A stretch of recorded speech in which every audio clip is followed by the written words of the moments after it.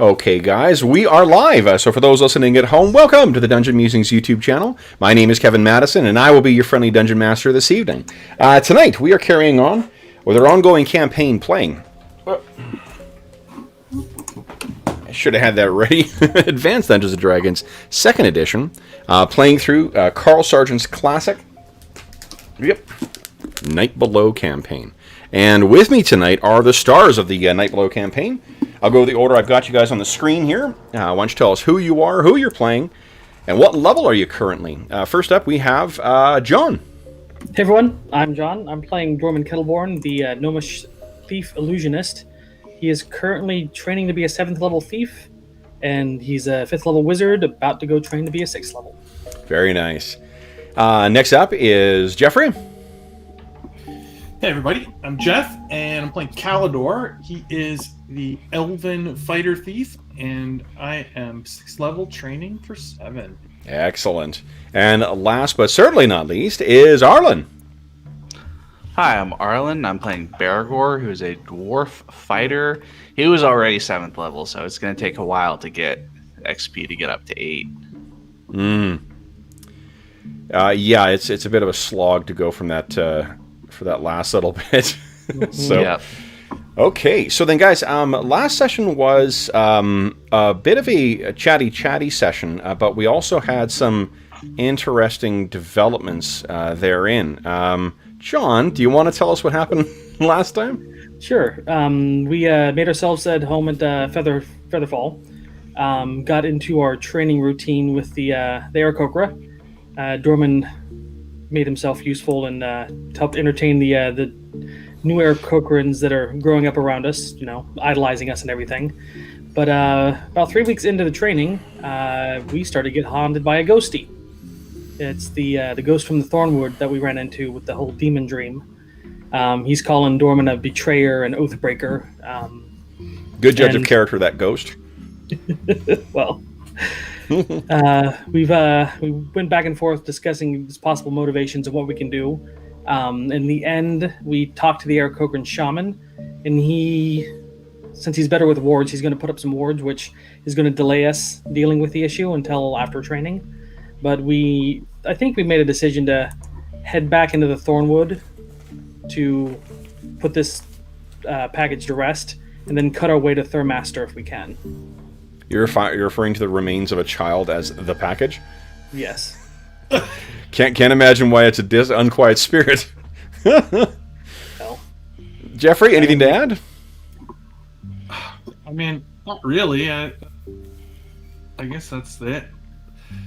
Calidor has been training away. He wasn't too involved with Dorman's little issues there. He's been hard at work. Okay. And then this is, so to give context for where Bergour is coming into this, this would be, let's see here. You guys arrived there on the 15th of Reaping, and this is the first month worth of time. So this has been about 3 weeks in is when Dorman first came in, talking to thin air, it seemed. And then when he woke up the next morning, there was the sticks and rocks that were left at his feet as in the shape of the glyph for betrayal or oath-breaking. Knox was the one who interpreted the glyph, or at least identified it as a glyph properly, and then Chael, being the undead hunting fiend that he is, was able to shed some light on how best to identify what the spirit might be, what it might want, and so forth.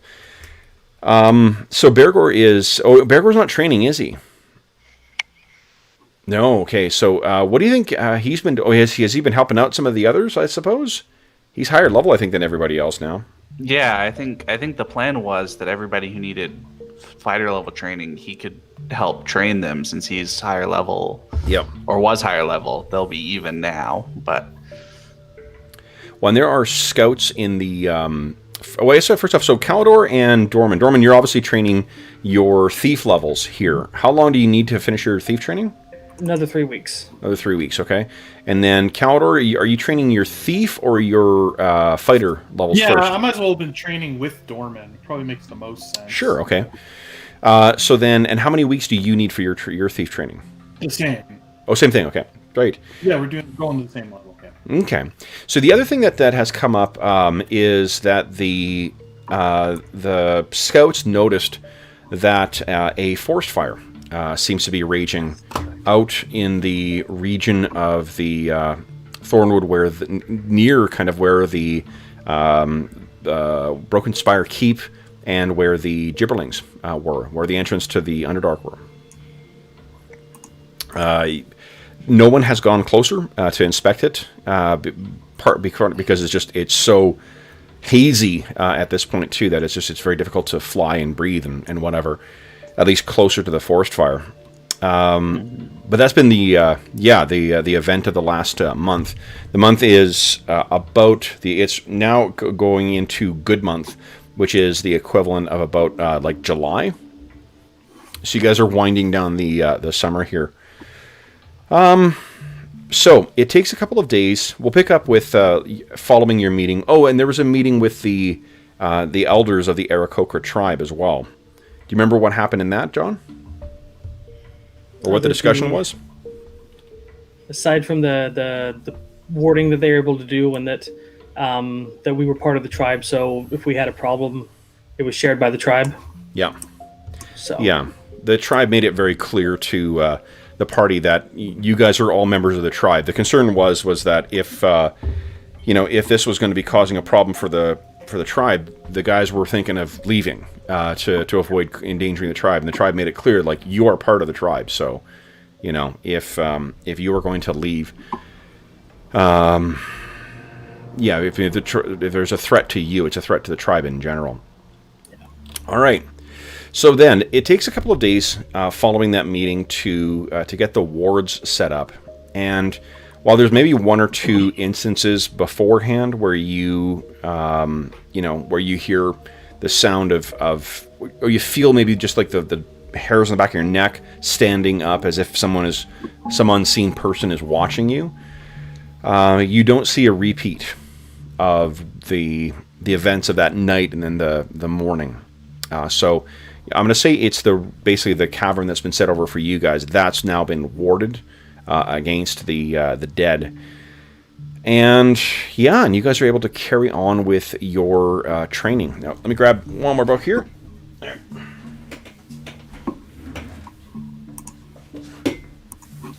All right.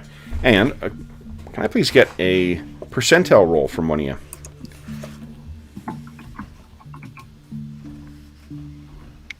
Two.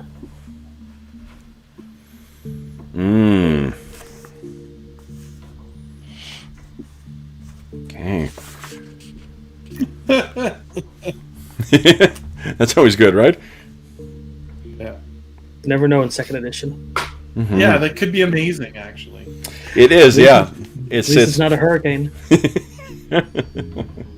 All right. So let's see here. Hold on. Give me a second. I'm sorry, guys. If just gonna check one thing here.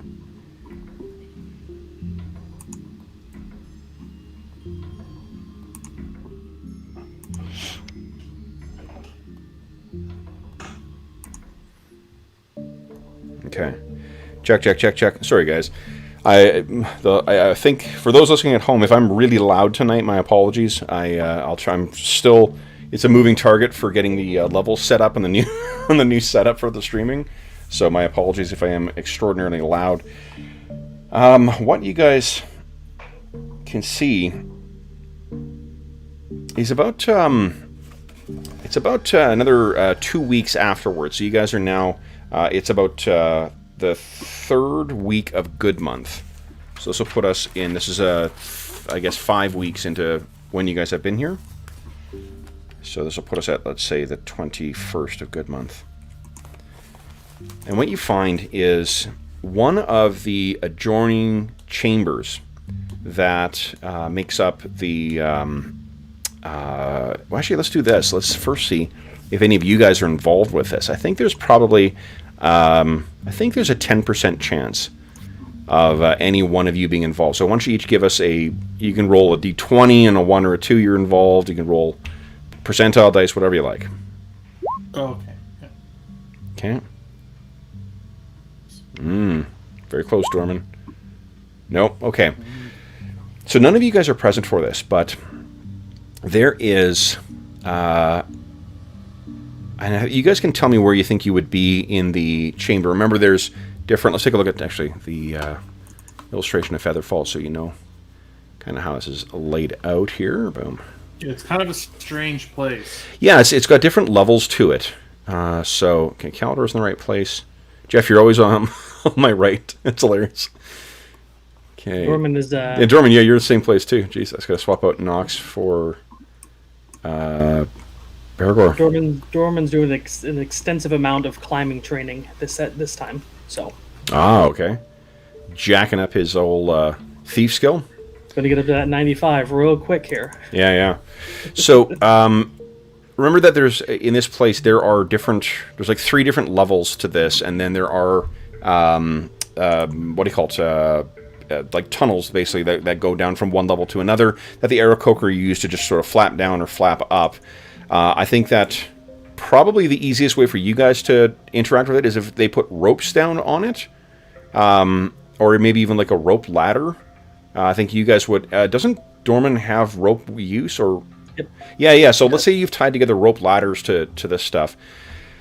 It is early in the evening, so the sun has gone down. Actually, it wouldn't be early evening; it'd be late evening. It's one of those like wonderful late, summer nights. Just there's a nice heat in the air. There still is definitely the smoke, smell in the air, but the forest fires closest to Featherfall seem to have stopped. But what I think you guys hear first is a low rumbling. And where do you think each of your characters would be in? And I don't mean necessarily like where specifically in the the geography of the place. We know you're not involved with this event. What do you think your character would be doing in an average evening while he's going about training at Featherfall? Sunset. Is it still training time, or is it off training time now? This is off training. Like, you're not training 24 hours a day. Yeah, Norman will be cooking. Well, I think Calidor enjoys sort of sitting by the openings and, looking out over the landscape from this awesome vantage point. Sure. And Bergour? I think Bergour likes to hang out with the warriors who remain, from the decimation and all that sort of stuff, because he probably is training them up during the day and then kind of trading war stories in the evenings. Mm-hmm. Telling them about their adventures and all that. Okay. Awesome. So then I think what you guys are doing is, Bergour, you finished up you're sitting around with some of the warriors, and you hear a low that low rumbling. Bergour is probably on a different level from the other two. Calidor, I imagine you're on the highest level. Best vantage point is up in the top. Dorman, if you're cooking, it's probably like middle, and Bergour, I don't know, like probably middle as well. That's probably the most, because then they can deploy to both places equally quickly. Mm-hmm. So it's in one of the lower chambers. This rumbling comes through one of the passageways down, and then there's this. I think, have any of your characters, Bergour, you be the first one to recognize this, only because it's stone. I mean, Dorman, I imagine you've been around a cave-in before, but Dorman, Bergour, you be the one who would instantly recognize that sound. Quickly check your surroundings, and realize that it's not here, so you would be up and running along. And, Bruce Wayne from Batman v Superman style, you sort of run into this wave of dust that comes out from below, and none of you guys are caught in this, but you hear this. In Calidor, you're probably the last to hear it, but if you look down, you can see there's a puff of dust that comes out from the one of the lower chambers, probably from each of them actually. Bergour, how would you? I'm assuming you're the first one to be able to respond to this. How would you respond? probably kind of take command of the guys that I'm with right away.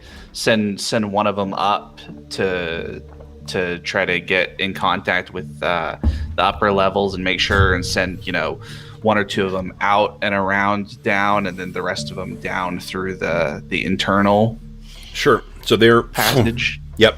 So they're out and deployed. Caldor, you see this as well too from the middle. It's like these Aarakocran warriors go flying out, angle around, and begin going down towards the lower levels. You can hear them squawking and communicating with each other as well. Dorman, how do you think you would be responding once you recognize what the sound was? He'd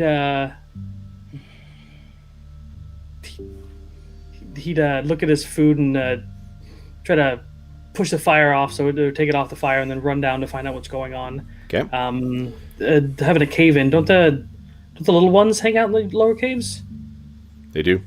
So he would make a beeline there as quickly as he can. Okay. So, what you guys find in the aftermath of this, Bergour, would you be going down to there as well too, down the rope ladder? Oh yeah. So I think you're already on your way down when Dorman sees this. Caldor, how do you think you would be responding? Yeah, like I think my reaction would be to like approach whatever it is, but obviously cautiously, because it sounds like a cave-in or a landslide or something that you've got. Caldor would know to be cautious around that. Like, yep. There could be more rocks could still slide or whatnot, so he would still be cautious. Yeah. So then I think you are probably one of the last to reach there. Bergour, you are the first among of the non-Aarakocra to get there, and what you find is that there has been a cave-in, and that it is one of the there are a couple as the hatchlings have been, and the young Aarakocra have grown older. They have spread out amongst the caves. They can't all stay in the one, but it is probably a third of them that were in that. It's their room that collapsed. Would you give me a percentile roll, please, Bergour? You're the first one there.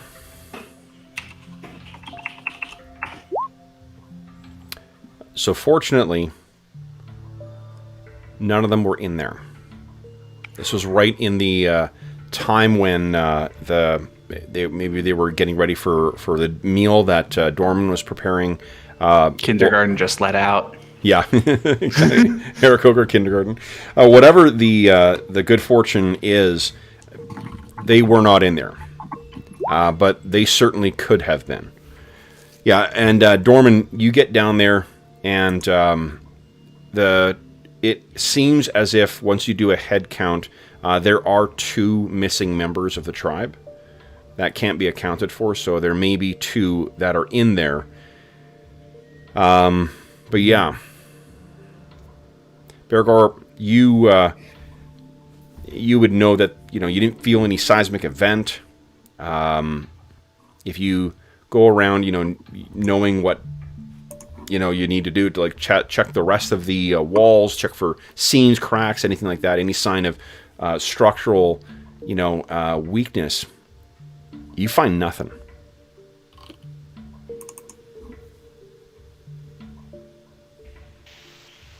I'm guessing the Aarakocra don't have a large supply of pickaxes or anything like that. Probably not. No, remember they work magic to air magic. So what I'll do is if is Kusuk the shaman? Yes. If he's not down there yet, I'll send a runner or a flyer, I guess, with Aarakocra to go get him, to see if we can't start moving some of the rocks out of the way, and then I'll set up almost like a firefighting line with the Aarakocra to pass some of the smaller ones along and try to open up the area a little bit to see if we can't get into the room. Yeah. So it will take, I think, probably a 24-hour period to clear out enough of it to get most of the room open, but you do find in the course of getting the thing emptied out that there are the bodies of 2 members of the tribe that are in there amongst the ruins. Caldor, were you saying something, Jeff, or? No, he's just upset. Okay. Does he know them? Obviously I think, he knows them, but like... Yeah, like you guys have spent so much time with these people that I imagine you know all of them. The tribe's only, numbers only in, the 300s or so, so it's... Oh, okay. Yeah. Right, it's really not a very big community.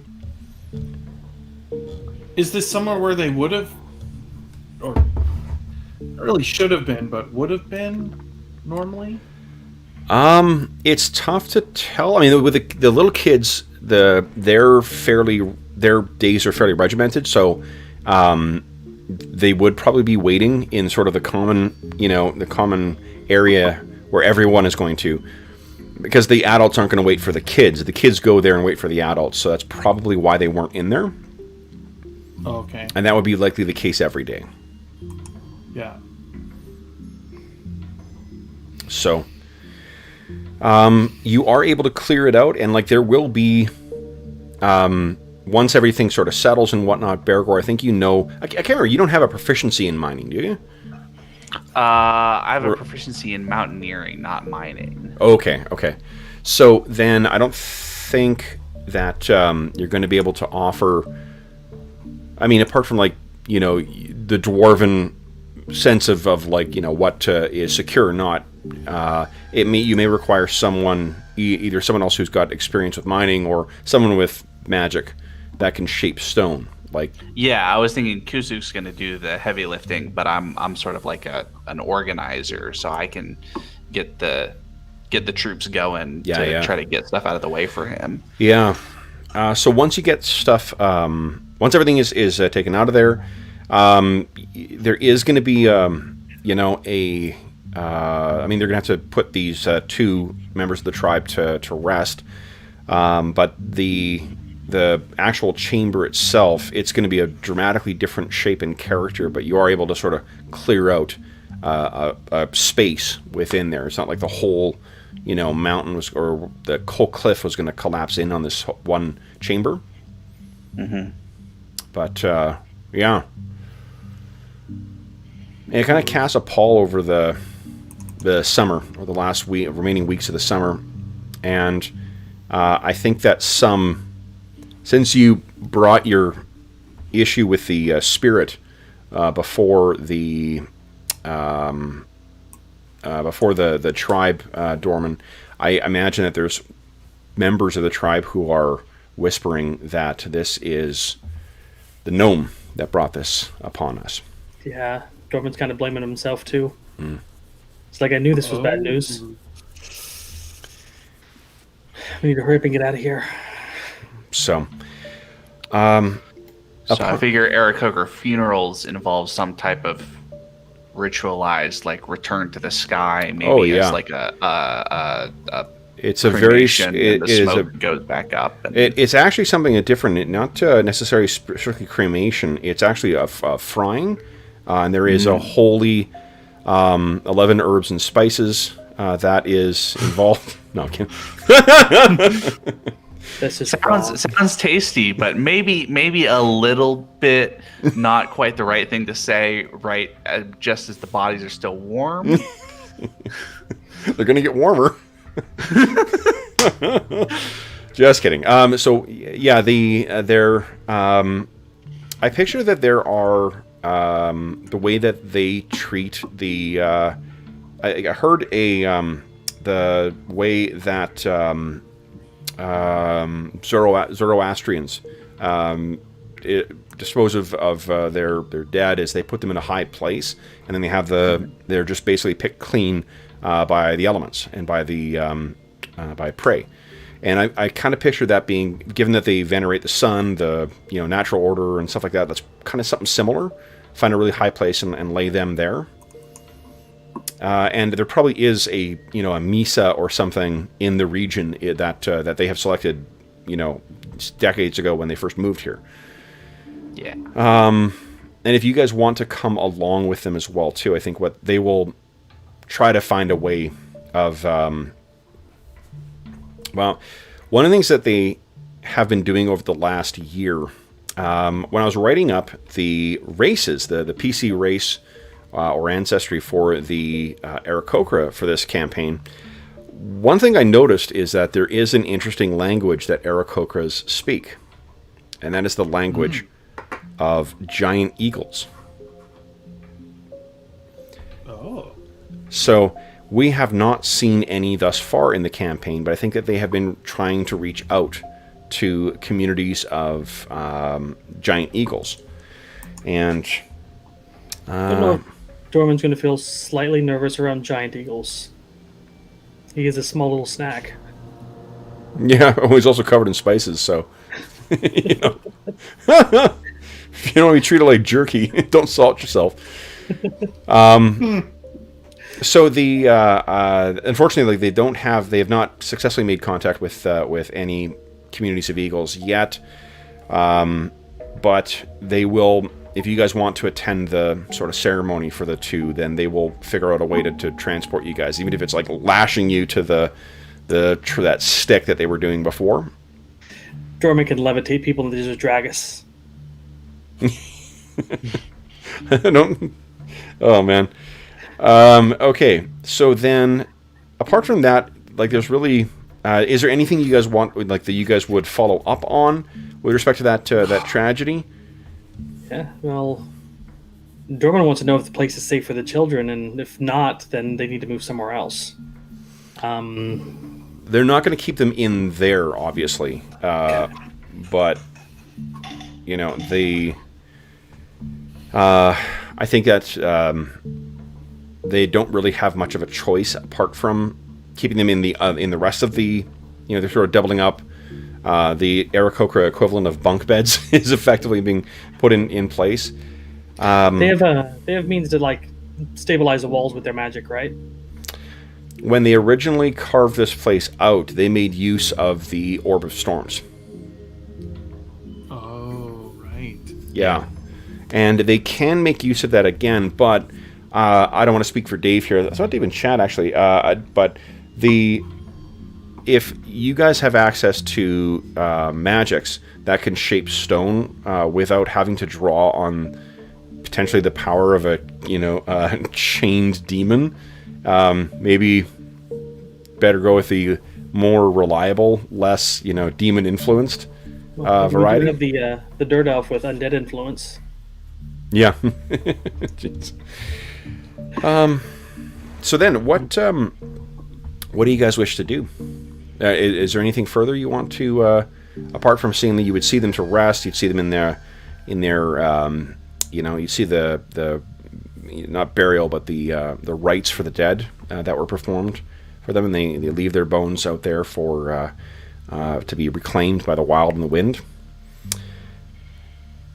I think Bergour, I'm thinking that one of the easiest things, because it's silver and gold's relatively malleable, so it's pretty easy to work even with just like a steel knife or something. So he's made his kind of contribution to the ceremony is that they're birds, so they probably would have to be like on their side, one coin over an eye instead of two, but that he's got coins that he has kind of scraped clean and then inscribed a dwarven rune on the face, essentially, instead of whoever minted it or whatever. Yep. I don't know if there is a central minting organization in Greyhawk or not, but it seems sort of like a thing that probably doesn't no exist. It's a selection of different coins you'd be getting from different So he just takes one of the coins he's carrying around, like a gold piece for each of them, and has crafted, and it's the dwarven rune for it's brother or sister, whichever is appropriate to the gender of the fallen Aarakocra. Sure. Okay. And what about Calidor? How's he? Well, he wasn't too concerned originally with what was going on with Dorman and this sort of so-called curse, but after the incident, I think he's a little more questioning if something is really going on there, and if it's something they should be concerned about. Okay. Does he have any ideas as to how to address that or look into that, or is he more focused on his scout training? Yeah, like I don't know if he's got any good ideas necessarily on what to do about it. But... Sure. Okay. Maybe that's the thing that's weighing on your mind. You guys said that you each need 6 weeks of training. Is that right? Yeah, exactly. Okay. Which is... So then, One more. keeping to your training regimen, it is now the 28th of good month. Rest of the month passes relatively uneventfully. The tribe kind of comes to terms with it, though the absence of those two, they were two who worked closely with the children, so I imagine, Dorman, that you, if you had that connection with the hatchlings, then it's two familiar faces, two friends that you no longer see. On the upside, Calidor and Dorman complete their thief training. So, guys, why don't you each give us a roll of 2d6. Let's see how many hit points you get. 5, nice. So that's 3 hit points for Dorman. Oh, man, I've rolled so bad on all my hit points. It's 2, so that's not terrible. You know? 2's not not as bad as it could have been. So you get... No, I don't have the lowest hit points because I'm like one of the highest levels. Yeah. It was it's very high. Mo's character in the Icewind Dale one is the one that like went from just terrible rolls over and over and over to suddenly a massive spike when he had 2 back-to-back levels where he got 10-10. Yeah. And this is the level I get a con bonus on. Oh, nice. Okay. So. And hold on. Have you been applying your Constitution bonus? Every time it's one every, because I just hit thief level 7, so that's the new level where I get a +1. So mage doesn't get one until it passes or succeeds, because it's just +1 for every effective hit die, not every hit die. Not thief 1, mage 1. It's thief 1, thief 2, thief 3. Each of those are getting +1. Yeah. Not the mage ones. So. Okay. There's actually I was reading over the Skill and Power. I was reading over a bunch of AD&D stuff, like the late life cycle stuff, and one of them. It's funny because actually, it wasn't even one of those. I read this. It was in one of the God books, and it's like, look, for the last time, this is how you calculate hit points for multi-class characters, and it's I guess what you do is you roll it up into one giant lump sum. And then you divide it. I don't think it's it's the only place I've ever seen that. But it was funny with the like fed up tone that it had, like as if it was, in all our other books we released, we've never said this, but this is the way that you're supposed to do it. Yeah, but you'd have to keep track of every hit point you got at every level on some page, and then just do it every time you level up. Yeah, every time you just be adding to the lump sum, and then you'd be divided by 2. So it would. Okay. Yeah. And then what you would do is once you've reached like the same levels in both, like once you've reached, like you shouldn't be adding Constitution bonuses when you have equal level from your lower level or lower advancing class. That's the one that should be adding because it's when you reach the level in both of them. That's when you get your con bonus. Oh yeah, at this point, this is the first time Thief has actually jumped ahead of Mage. So I'll just right. So then you would not get your. So 32. Yeah, because you get your con when both of them are equal to the same level. That's when you get to add your con bonus. Well, that'll be in a couple weeks then. Okay. All right. So great. All right, guys. So you've adjusted your hit point totals.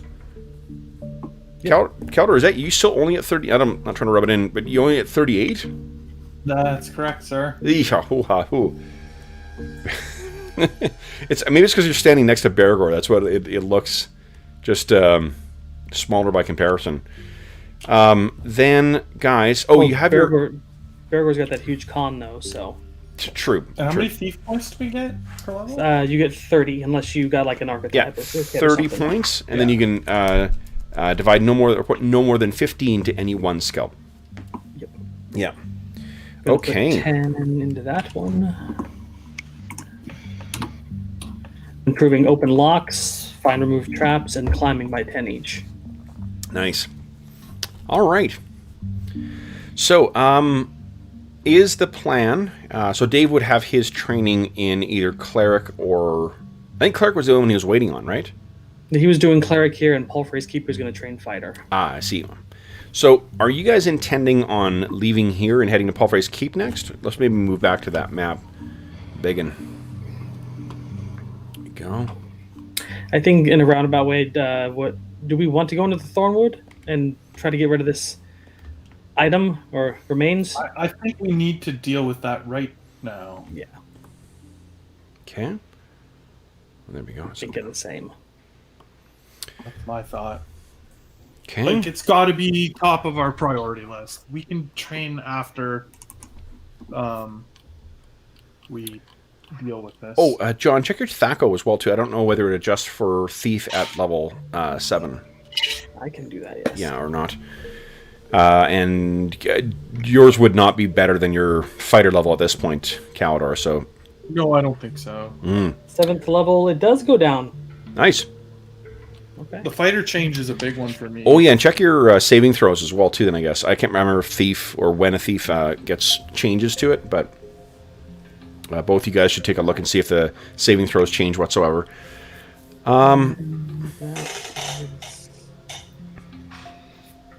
So then... Here.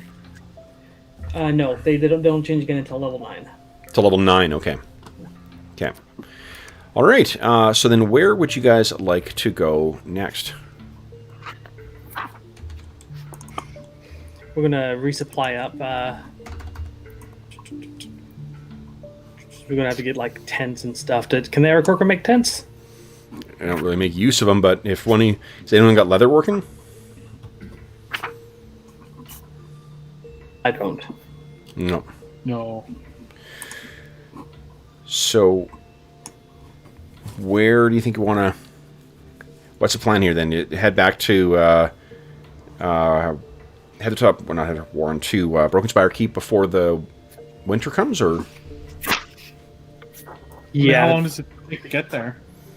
It's only been a couple of days. You now know where it is. You did have those two younger Aarakocra who now have class levels. Oh, yeah, nice. Yeah, Guide us there. Hey, Kev, would I be allowed to retrain one of my proficiencies, the non-weapon ones? What are you thinking? Period of time? See, navigation. No, I don't think I'm good. Like for weapons, for weapon proficiencies, I can see it going that way. I don't know if I'd allow non-weapon proficiencies to retrain. Okay. Yeah, like unless you were with a master of some kind, maybe. But you know I don't think I'd allow that. Okay. Just a question. Let me think about it though. It's not like the reason I'm allowing for retraining of like specialization and mastery is because like if you guys find a really badass, we're randomly generating treasure, and if you happen to come across something that's really badass and you want to use it, I don't want you to feel like, well, fuck, I gotta wait till the next time I get a proficiency or a specialization to make this a useful thing. I want you to be able to retrain. I don't think it's the same thing for proficiencies. Like that's the proficiencies you guys have are things that have really helped flesh out your characters for so long, and what I don't want is to see the gradual shift towards like, you know, blind fighting and the more combat oriented stuff. Like if you develop that stuff as your character goes along, I don't really care as you're getting new proficiencies. So, but let me think about it. I'm saying no for now, but not no forever necessarily. Yeah, the only reason I bring it up is because I picked navigation before I learned we weren't going to do anywhere near water. So. Oh, okay. Yeah, like no open sea stuff. Well, so it's. You're no open sea stuff yet, though. We're only a year into the campaign. I mean, Oh, okay. you know, you never know where things will take you. Good point. Yeah. Okay. Yeah. I mean, is there anything else you guys wish to do before we head out? Other than stocking up on rations and stuff. So rations they can get you, or like, is there any other stuff you guys want to pick up before you guys head out? Can they supply healing potions? You guys took their supplies before you went out a little ways back. They may be able to supply 2 more at this point, but I think that they provisioned you as best they could without potentially hurting themselves when you guys set out for Broken Spire Keep. So I think 2 more could be added to the lump, but I've got some of the Dorman. If you're hurting for healing potions, I've got some of the Warwort, the special mushrooms that'll heal you up good. Oh, I've got healing potions. I was just worried about overall. How are they for coin for trading with outsiders? I know Serene comes by every once in a while and gets some supplies, but they don't really trade with outsiders. I mean, that's the whole point of having a hidden community, is that you don't, people aren't aware. No one in the Heronshire has any idea that there's Aarakocra living here. They think there's big, strange-looking birds. That's it. Okay, because Dorman's thinking about leaving a bit of gold so that if Serene comes by, they could go out and get something they sorely need or something. They're sort of self-sufficient, Okay. Yeah. Well. So they appreciate it, but I think that it's just not something they really need. The tribe has fared for itself for thousands of years, and you guys have already offered enough direct help in other ways. They don't really need money to buy anything, but I am carrying that the longsword of the warrior of St. Cuthbert that we found. I'm wondering if I can stash that with the Aarakocra and just grab it when we come back. Sure, yeah. Is this the one from the ghost? No, it's from the one that was in the Underdark entrance where we oh yeah, right. There was the padded armor and the shield and the longsword. Yeah. No, they absolutely are that stuff. They're certainly happy for you to. Yeah, I don't need them. I mean, if one of them wants to learn how to use it, that'd be cool. But I don't need them to do anything with it. I just Well, if you guys are planning on coming back as well too, then you can feel free to leave some weight behind too if you don't want to carry all your coins. Yeah. I mean, in 100 years, when they've transformed themselves into the preeminent banking authority in the region, they'll have you to thank for that. But Bird Bank. Okay, so small loan of 1,000 gold pieces. Mm-hmm. Yeah. Exactly. I'm, There's no word for usury in Aarakocra. Okay, so Dave said he'd be on by around 8 o'clock, and it's almost 8 o'clock right now. So I'm hoping Dave will hop on so we can get his training finished as well. Obviously, you guys will be at full hit points again. Right, because we've been hanging out there so long. Yeah. And your green bars will be the size of your hit point bars. Yes. Because you're harder to take down by hyenas, Dorman. How exciting is that? Yeah, I don't have much faith on that. Okay, let's see here. 2. But that's what the Flicker Cloak is for. The Flicker Cloak is...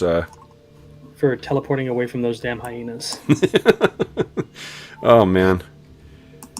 The lessons you learn over the long-term play, too. Yeah, Arlen, you missed our 1-year anniversary session on Wednesday. Bergour, if you didn't see it, you may have seen it in chat or in Discord, but Bergour got 1,000 XP as his anniversary. Nice. Yeah, anniversary I'll present. Need 31 more. Not 31 XP, 31,000 XP. I was going to say, that seems... you really over-presented just how much you need. All right. So then, guys, we may have to skip and go back and check in on Druin just quickly for his recovery. Let's zoom into Scooch here, because if you guys are setting out again, then we need to get moving that little token of yours. So, oh, god dang it. You know what? I forgot to... Oh, hold on. You know what? Fuck.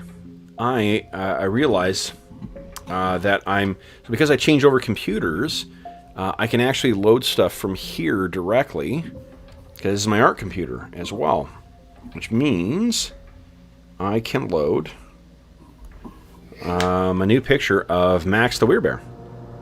Nice. Yeah, so good old Maxie boy will have a new illustration. Oh, wait. I think I'm a dummy and just tried to load the PNG file as opposed to the JPEG. Hold on. We need to find a druid community, have them make him some wild shaping armor so he can Oh, no, okay. be armored as a bear. Well, he already doesn't take much damage from normal weapons. Yeah.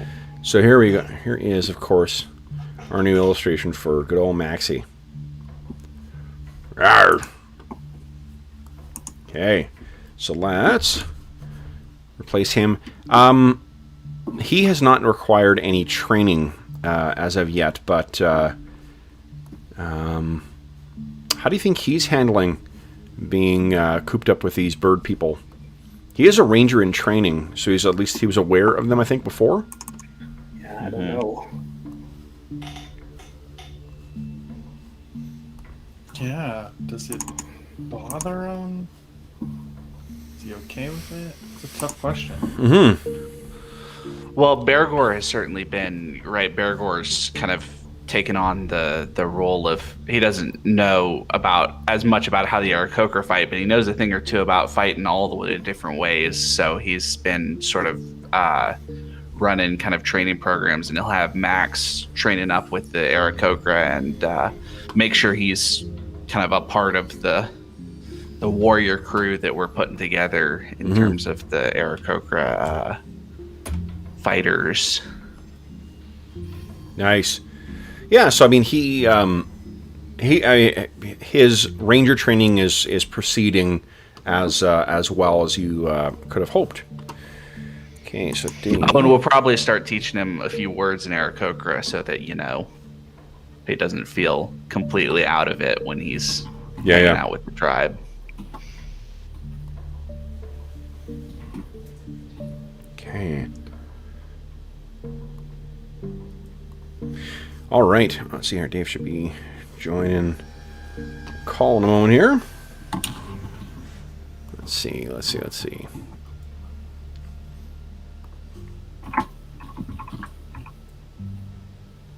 Yep, there he is.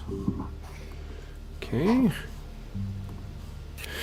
All right. So then what we'll do is we'll quickly roll Druin's hit points, and he can figure out what spells he's going to prep for travel. What levels is he's hitting 6, isn't he? For his cleric, I believe so. Yeah. Welcome. Howdy. So we have, well, guys, you want to tell Dave what's happened thus far? Dorman caused a cave in and killed some Did not. Aarakocra. That was not my fault. All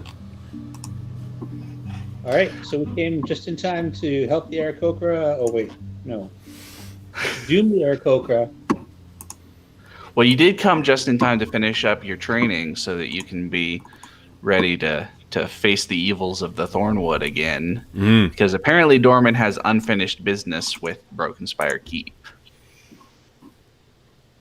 Dave, can I get you to refresh your camera in Roll20? Yeah, let me just check my settings Sure. and then hit refresh. Awesome. Excellent. Thank you. Okay. So then, Druin, so we are at the end of Good Month.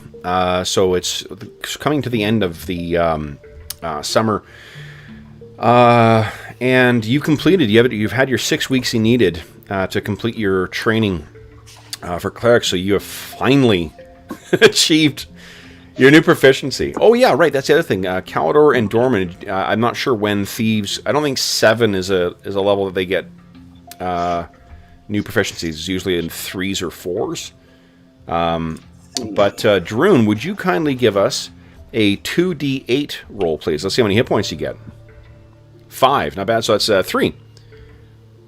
3 hit points. +1 for my con, because I get a +2 bonus and I split it up between the two classes. Okay. So we were talking about that is once you get to your once both classes are the same level, that's when you get to get your con bonus. Oh, okay, because we've been doing it for mine +1 for each. Yeah, I don't think we ever actually talked about how best to calculate it. There's another way that I wouldn't mind. To be honest, I'll also use it in the next campaign. But there's another way that they've suggested doing it, where you just keep a running total of all of the. You roll all your hit points and then just divide it by 2. Which is I think probably. Yeah, I thought so. Yeah, it was either 4 or 3. So 7 isn't a level where I don't think anybody gets new non-weapon proficiencies. So Druin, so you're total, nice, 57. Pretty good. I'll adjust your green bar up too, because you. Look at my tactic changes. I'll check my saves. Okay. And then I think you get another spell as well too, right, per day or a couple. I can't remember how many. I think it might be 1/3. I'll double check. So. And look at these guys paging over the copies of the Player's Handbook that our generous donors on Patreon. Yeah, I was doing that too. And the folks who are putting up with our the ads in our videos. Thank you once again, everybody, for all of our players are now have the most important accessory, the 89 version of the Player's Handbook. So then, guys, if that is finished, Druin, you got your hit points. You're checking your THAC0, checking your saving throws. THAC0 doesn't change, saves don't change. Okay, so It's just weird how priests go from 18 THAC0 at 6th level to 16 THAC0 at 7th level. That is weird. I think it's the same advancement rate that they get in... Oh, no, it isn't. It's a little different. But in 3rd edition, there's a similar thing. Yeah, it's like every 4th levels they jump down by 2. Yeah. I'm a specialty priest, so I'm going to look in this book to see. Deities and demigods. I think that's the one that has the really angry article about multi-classing rules. Okay. Then, guys, if we're setting out back into the Thornwood, you were going to reprovision. You guys can... As much food as you want to carry, they are happy to supply to you. It's not going to cost you anything. You'll get the 2 extra healing potions. Is there anything else that you want here? 2 healing potions per person? No, in total.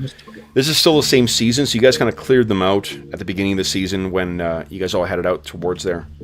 Yeah, makes sense. Yeah. And apart from the cave-in, which cost the lives of 2 Aarakocra, the forest fires, fortunately, seem to have burned out.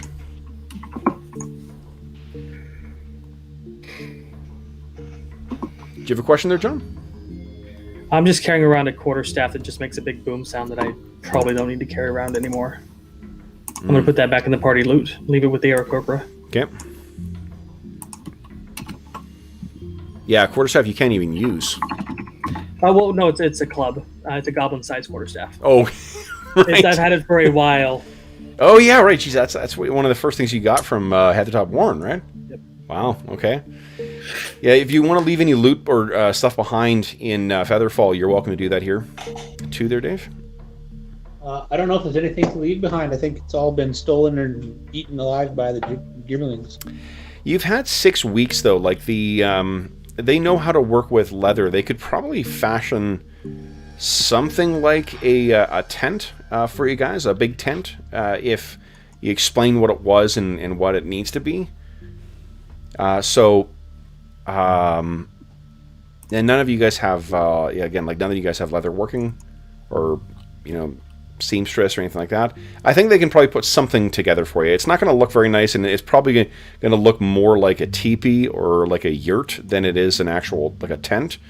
And it's not going to pack up quite as nicely as what a tent would, but it will keep you out of the elements and keep you dry. And it'll certainly look much cooler. You have healing? Oh, the proficiency. How long have you been working towards that? Well, I put, at 3rd level, I put a point in. Oh and then at 6th level, I get my next non-weapon proficiency point. So I'm going to finish up on healing, and now I can... Yeah. Holy 4 shit. levels in the making. That's great. Okay. All right, then. So, guys, is anything else going to be happening before you guys set out from Featherfall? I'm going to check the calendar. Let's see. go. So it'll be the month of Harvester. You guys will be setting out. And it'll be on under a new moon as well.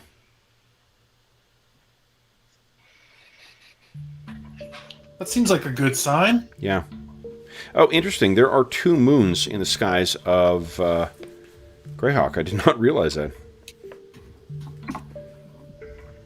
There's the Great Moon, Luna, and the Lesser Moon, Selene. That's cool. I've been playing in Greyhawk for 30 years, and I don't think I ever realized that there was 2 moons. Yeah, anytime I come across a setting with multiple moons, like Earth Place with 2 moons, I instantly want to know how do they interact, what do they do to the tides, how do they affect the environment. How many times can we answer that with magic? Yeah. And then the custom campaign setting I have, we have 13 moons orbiting a single gas giant they're all livable except for the gas giant, so it's fun figuring out how those interact with each other and just causing weird stuff to happen. So. You would love Astonishing Swordsman and Sorcerer's Hyperborea. Their map, the calendar, and that is just like, oh my god. It is a statistician's dream. Okay, so you're living under a new moon of Selene and a... we're coming up on a new moon of... no, it isn't. Forgive me. It is a full moon. That you guys will be departing under for Luna. So that will be an interesting effect. Let's see here. Okay, so I got you guys on Harvester. Do you have any other things you wish to ask the Aarakocra or you wish to discuss with them before you guys set out? And maybe let's be clear on what your plan is here before we set forth into the Thornwood again. What is it you guys are hoping to do here? Putting this ghost to rest, which I think involves getting the range of the child into the temple and into any crypts we find and doing a ceremony to wrap it up all nice and neat, which probably means assaulting the orcs. What? Is that right? I thought you were sneaking in there. Yeah. Well, yeah, no, I can do that. It's just... Um, That's just what I thought was happening. Won't we need like a ceremony to set the thing to rest, or? no, you put it in the ground. Well, I mean like ceremony as in the priest magic stuff. So let's. If we want to Just- do a ceremony, I could do that at the base of the cliff here, and it would be just as adequate, I think. As an Arlen, exercise, can we try to do like knowledge in 2 halves? One, the things that we actually know for certain, and one, our suspicions about how to deal with this thing. Because it seems like those are 2 different groups of knowledge, right? The things you know for certain, absolutely. So, guys, what do you know for certain about this this unquiet spirit that has It's gotta been... go. Calidor baby. knows it's gotta go. Dorman's Gotta agreeing go. with Calidor pretty much. Bergour sighs and puts it on one side of the whiteboard. Bergour's already, he's got like folders so that we can put like different pages in one folder and in the other folder, make sure, and they're all labeled, and it's like, okay. Dorman's like, Gotta that- go. That's a good. We're gonna put a post-it note on this folder and say it has to go. And you That'll hold be our this starting folder, point. Calidor. And so, okay, so you guys talk. Go ahead. I could perform a service to lay it to rest. We could bury it. We could give it a proper burial, which should satisfy most. If the spirit is it's an if. We could try laying it to rest and just burying it. And When you say sanctifying it, what are you talking about? What do you mean by it? the baby, the corpse? No, I'm not trying to be funny. Like, there's the. Are you under the impression that the corpse is the source of the spirit? No, but if there's a spirit that's upset because this baby was not put to rest or not brought home, maybe just putting it to rest will take care of the problem. I don't think the baby's the source of the spirit. So, I think keeping our oath to return its. Okay, so which of those two Yeah. categories does that go in? The Unconfirmed. okay. Yeah. But it seems like the dream had to do, right? I wasn't here for that session, so I'm going on hearsay of hearsay, basically. But it seems like the dream had to do with a knight who was carrying the bundle, right? Who escaped the castle and led the spirit of this knight led you to the site of where this bundle that is the dead baby, the dead child's remains, was in the physical world, right? Yeah. So we think that the spirit that is afflicting Dorman and left the rune is probably that same knight's spirit. Correct.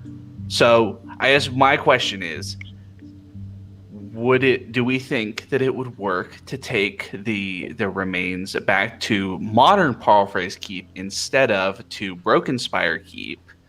Because that might qualify as taking the remains back to its people. That was Dorman's initial assumption. So, But then we talked about the spirit not necessarily being a spirit that could be reasoned with. It wouldn't even know that there is another place that it could be taken to. Yeah. So that might be highly unnecessary. So yeah, that's sort of my question of what do we know versus, because it seems like it is a pretty tall order to create enough space to perform a ceremony in the chapel in Broken Spire Keep with all those orcs there, right? You guys have mentioned a ceremony. Is that something you know for certain, or is that something that is speculation? No, I Okay. think that the ceremony is all speculation. Okay. Totally.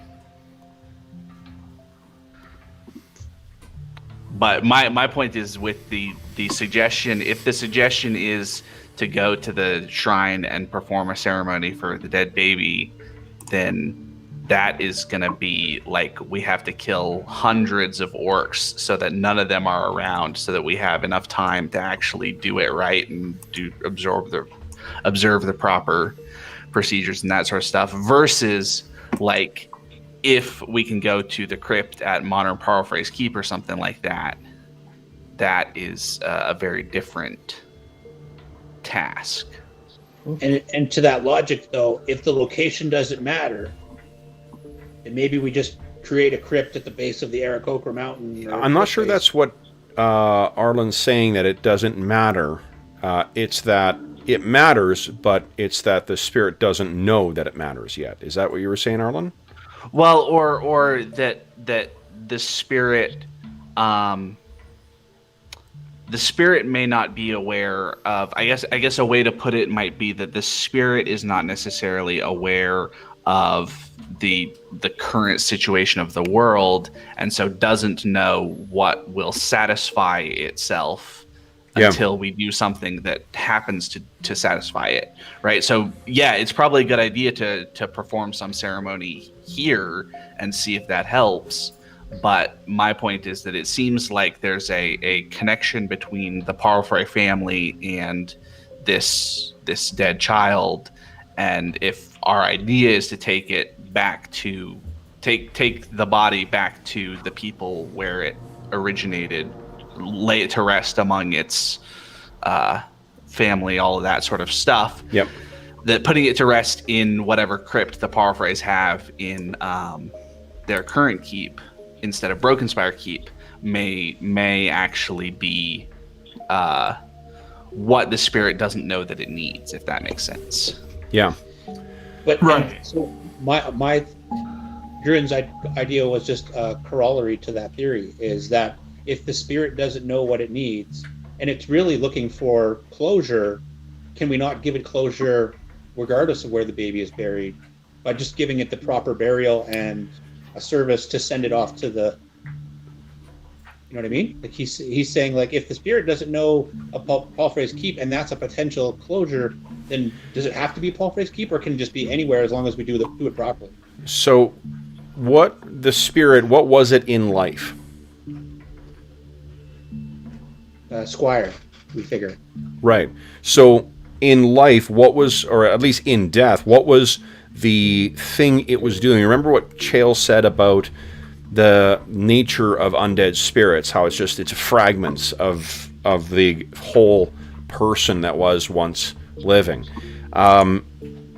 What was the thing that, that seems to have surpassed its death and let it linger? What was it doing when it died? Protecting the child. But that's the task it was doing. What is the overall duty that was part of?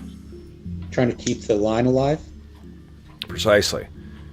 Knights, squires, things like that. Those are those who have warriors who've sworn their service to their liege lords. If the thing that survives is, it's not, if it's possible that there was a connection, that this spirit had a connection to this particular infant, and that would have transcended it. You see that in the spirits of mothers, But assuming that isn't the case with this knight, and that is duty, then is that not going to be part of satisfying what the spirit sees as its needs? We don't know. It's all subjective. We can make arguments. Well, but I think the ultimate point being that, I mean, it doesn't hurt us at all to perform some level of rites now and see if that helps at all. Right? We can pretty easily. I wouldn't want to like bury the remains yet, but that Druin can create some holy water or something and spread it over it, and say some words and all that sort of stuff, and we can have a sort of ceremony and see if the spirit comes back and gives us a glyph that says, yeah, it's all cool now, then that's good. And if not, our next destination maybe should be Paraphrase Keep instead of Broken Spire. Right. I'm all for that. I don't see that Broken Spire Keep is necessarily the correct decision. We don't know that, that's for sure. Yeah. And don't get me wrong, Druin will go back and kill as many orcs as he wants. Like, that's not. He has no hesitation. No. Paraphrase Keep is a much safer attempt at this. I feel like Druin's answer of let's bury him here at the Aarakocra village is the least satisfactory to Calidor. And also, Paraphrase Keep is a much safer long-term place, right? We don't really know what Broken Spire Keep has in terms of like a place to put a body to rest, and there's no guarantee that this abandoned fortress in the Wilderland, even if we can kill off a ton of orcs and drive them off, that something else won't come and do nasty stuff there, versus Paraphrase Keep where there are like people actually defending it and taking care of it and all that sort of stuff. That would be, seems like even more like the idea of some kind of like eternal rest for the eternal undisturbed rest for the body, right? So as far as action wise, thinking Paraphrase Keep, and maybe we just skirt the edge of the Thornwood all the way around, see if that affects the ghost's appearance. Well, I don't know if location's really going to matter. We're already out of the Thornwood, and it's still affecting you. Oh, yeah, that's the thing. But if we're skirting the edge of the Thornwood, and because then once we get to Thurmaster, we can just run straight to Paraphrase Keep. If the ghost manifests there and he's still on about the Oathbreaker stuff, then it could be that, wrong path, right path. So one other, you guys had asked about this before you guys left Broken Spire Keep and made your way back to Featherfall. But the reminder that the Waldecott River is navigable. It is, people travel up and down the Waldecott this time of year as much as they would the Churnet. Although I think we calculated out if we can go back to the Heronshire map. Yep. Well, shit. I think did not have you guys. Sorry, I brought myself over and left you guys Selfish I think we prick calculated medicine. out that it's basically the same amount of time to go like this back to Harleton, and then up to Millbourne, and then on a boat along the Churnet to Thurmaster, as it is to go through the woods to get to the Woldecott. Fair enough. Okay. And then sea. And it's a much safer route. So, I mean, we could go through the Thornwood Cowards. if we wanted to stop by Broken Spire Keep, but it seems like if our goal is Paraphrase Keep, it's much easier to just go around. Oh, you may not be aware. I don't remember if Bergour was here for this or not. I don't think he was.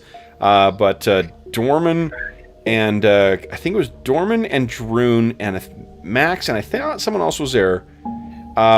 They ran into a fairly big green dragon. Fairly big is an understatement. Yeah, like 100 foot long in total, give or take. I remember Druin telling the story about the 250 foot long dragon that he saw. So you can just extrapolate backwards that it's probably about 30% of the size, or maybe 50% of the size. Yeah. Yeah, and all of us but Max crap themselves. Yeah, nat 1s from Druin, nat 1 from Dorman for their fear saves. Okay, so maybe let's not go the dangerous route through the Thornwood. Let's just play it safe and go along through civilized lands to get back to Thurmaster and then to Paraphrase Keep. And then we will see if they... I mean, surely the Paraphrase have a Lord Paraphrase whose name escapes me, but I think I wrote it down. I think it's Sandor, isn't it? It's Count Sandor Palfrey. Yeah, Sandor Paraphrase and Lintern is his son. So there's Count Palfrey. Yep. Yeah, so surely he has a priest of St. Cuthbert or somebody there who can help out with telling us about what's going, what their rights are, what they do, and all that sort of stuff. And we can go and put the baby in the crypt, and then, I don't know, maybe have a seance or something to see if the spirit's still around. I don't know. We'll see. Well, do we want to try and speak to the spirit?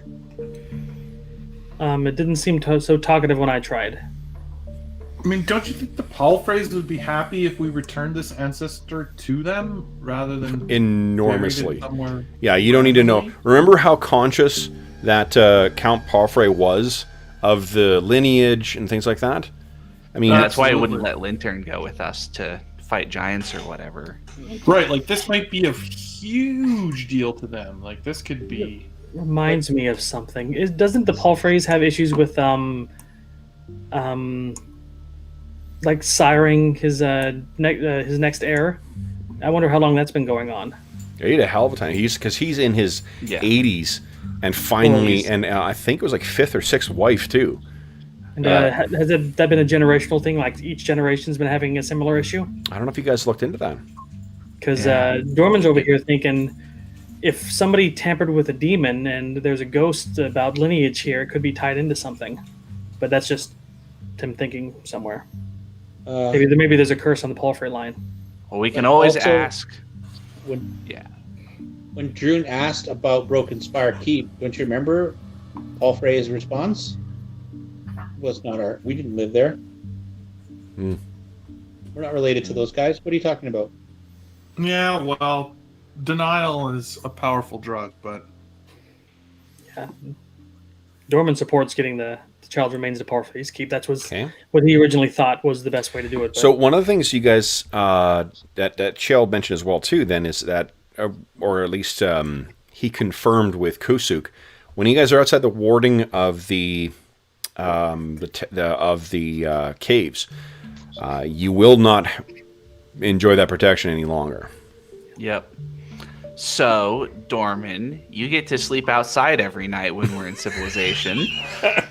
you know what Dorman wants to do? Some spectral mounts so we ride the hell there quicker, so we don't linger 3 to 4 days getting to Millbourne. If the doors want to ride. which way does the water flow again? It flows from Millbourne towards Thurmaster, and then down into the Shrieking Mire. Oh, okay. So it is the fast way. Like once we get onto the Yep. river, if we can get passage, we're heading the fast way to Thurmaster. Yep. Yep. So yeah, like I say, we get over here, I summon some horses, and we make hell of a good time. Up to Millbourne.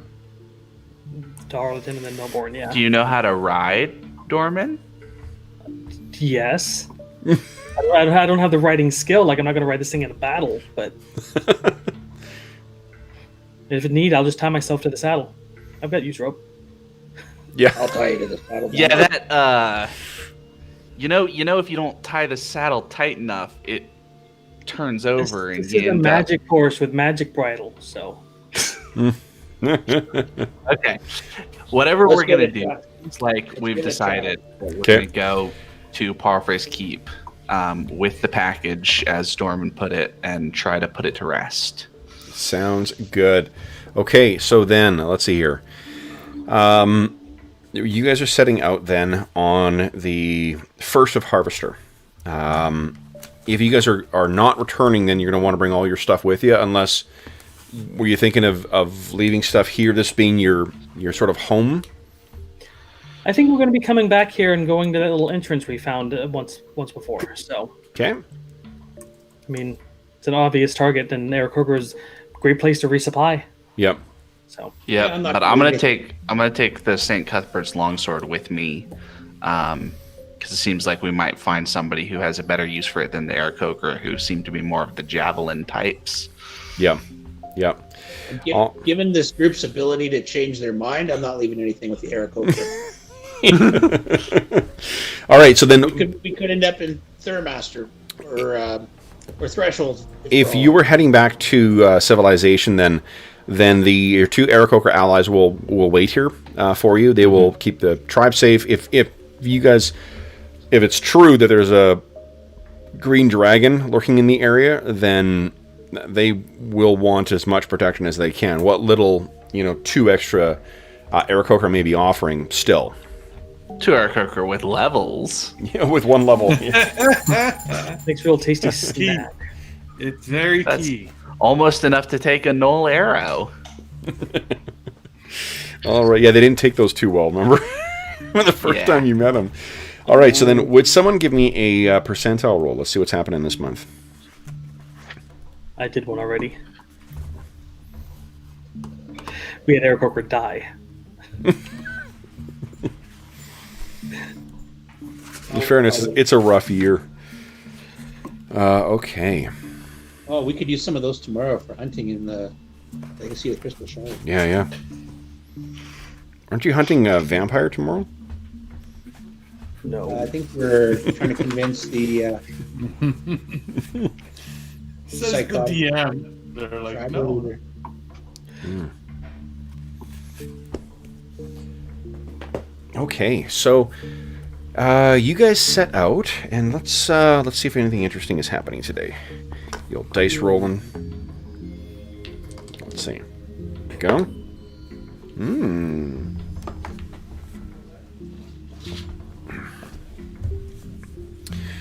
More books.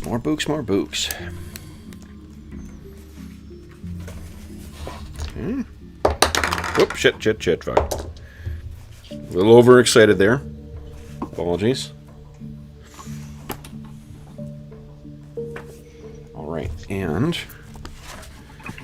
what time of day is this?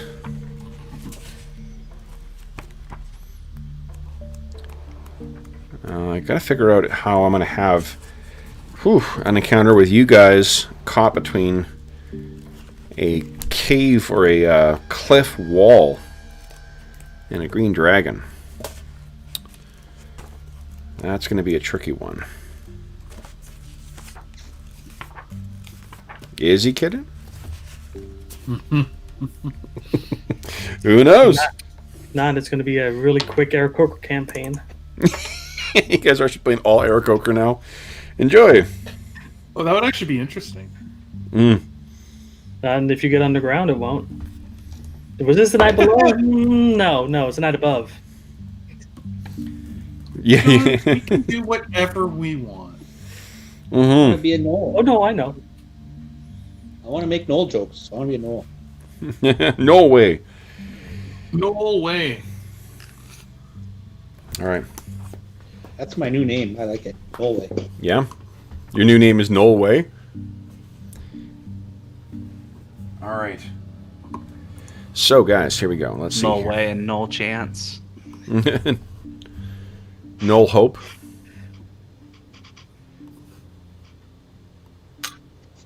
Actually, I think Druin would be null fear.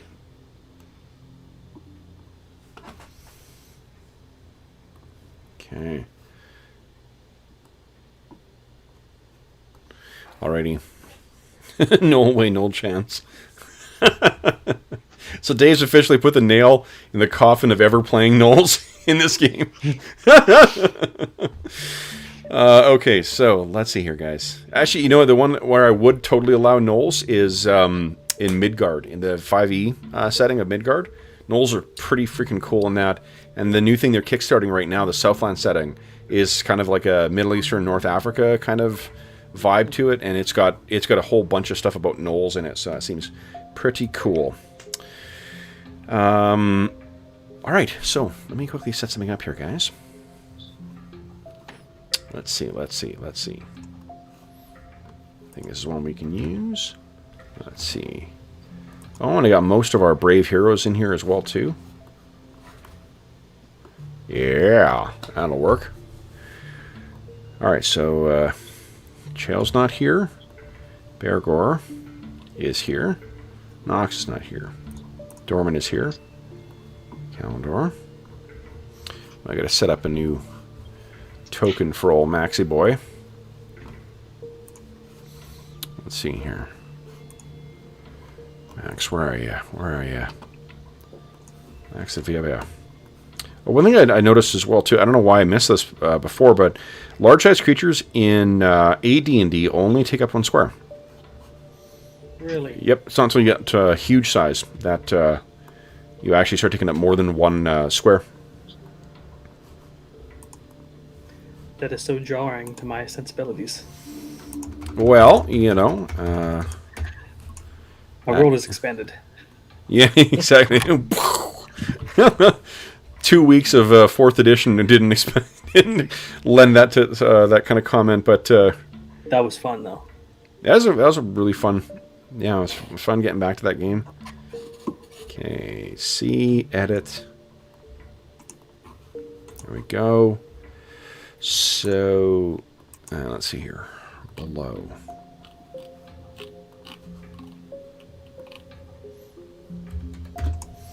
All right. So we need Max, and we need... what else are you missing here? Druin. Right. Okay. Sorry, guys.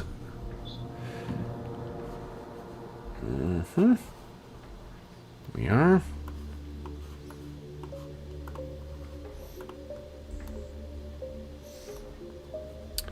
Just going to give old Maxi sight. Let's see here. Has sight.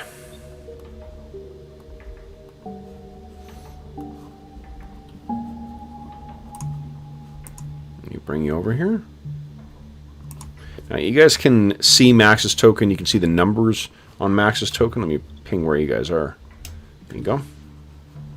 Yes. Awesome. Okay.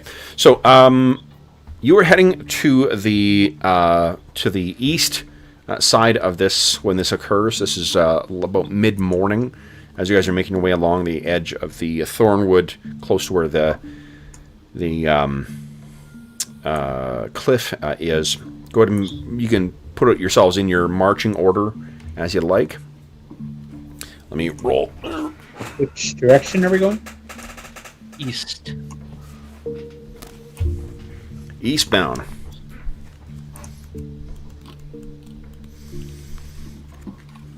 Eastbound down. Right. No Smokey the Bandit songs.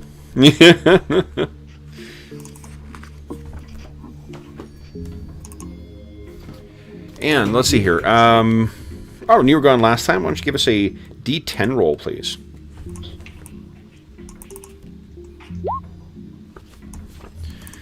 Oh, I can't see what it is. Surprise? Not surprised? What do we see? Not Negative. surprised. Not surprised. Terrific. Let's see if these guys are. Not very surprising. Not surprised either. Not surprising indeed. Now,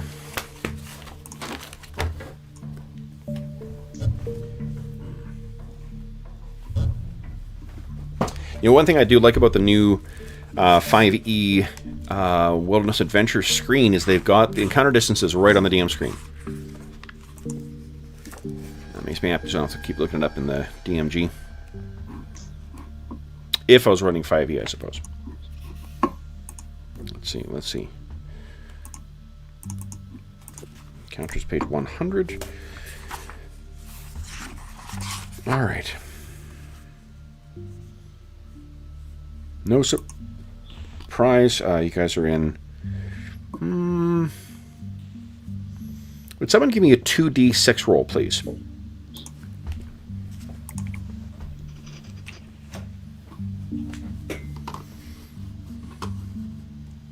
Ooh, okay, interesting. Probably want to roll that high. All right, let me see here. is? We do not know what the weather is. Weatherman? Pleasant. No Yeah. wind. No wind, beautiful clear skies, and no precipitation. What a fortuitous day on which to set forth. Be spotted by a dragon. Yeah, hopefully nothing ruins that, that day. It was a lovely walk in the forest until a fang dragon showed up. Okay, let's see here. And what's the size of these suckers?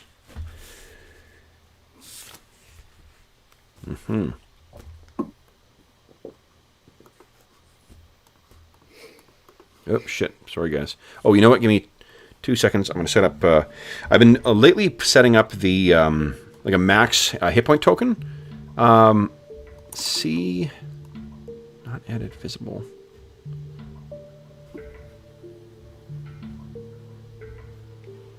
Yeah. For things, and then rolling hit points as we go. And that's seemed to work out pretty well. So I'll do the same here. All right.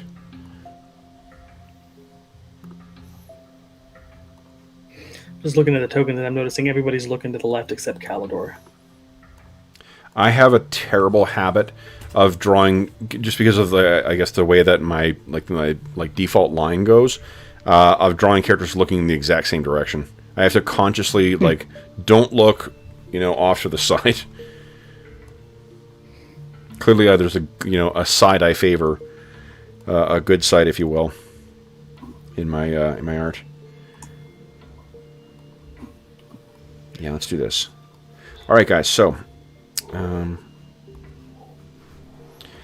what you guys find is as you are making your way along. Oh, I need to make this a little further away.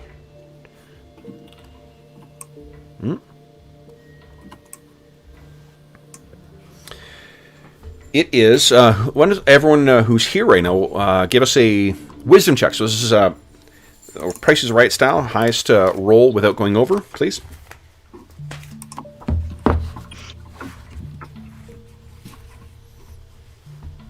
A 6 from Dorman, pretty good.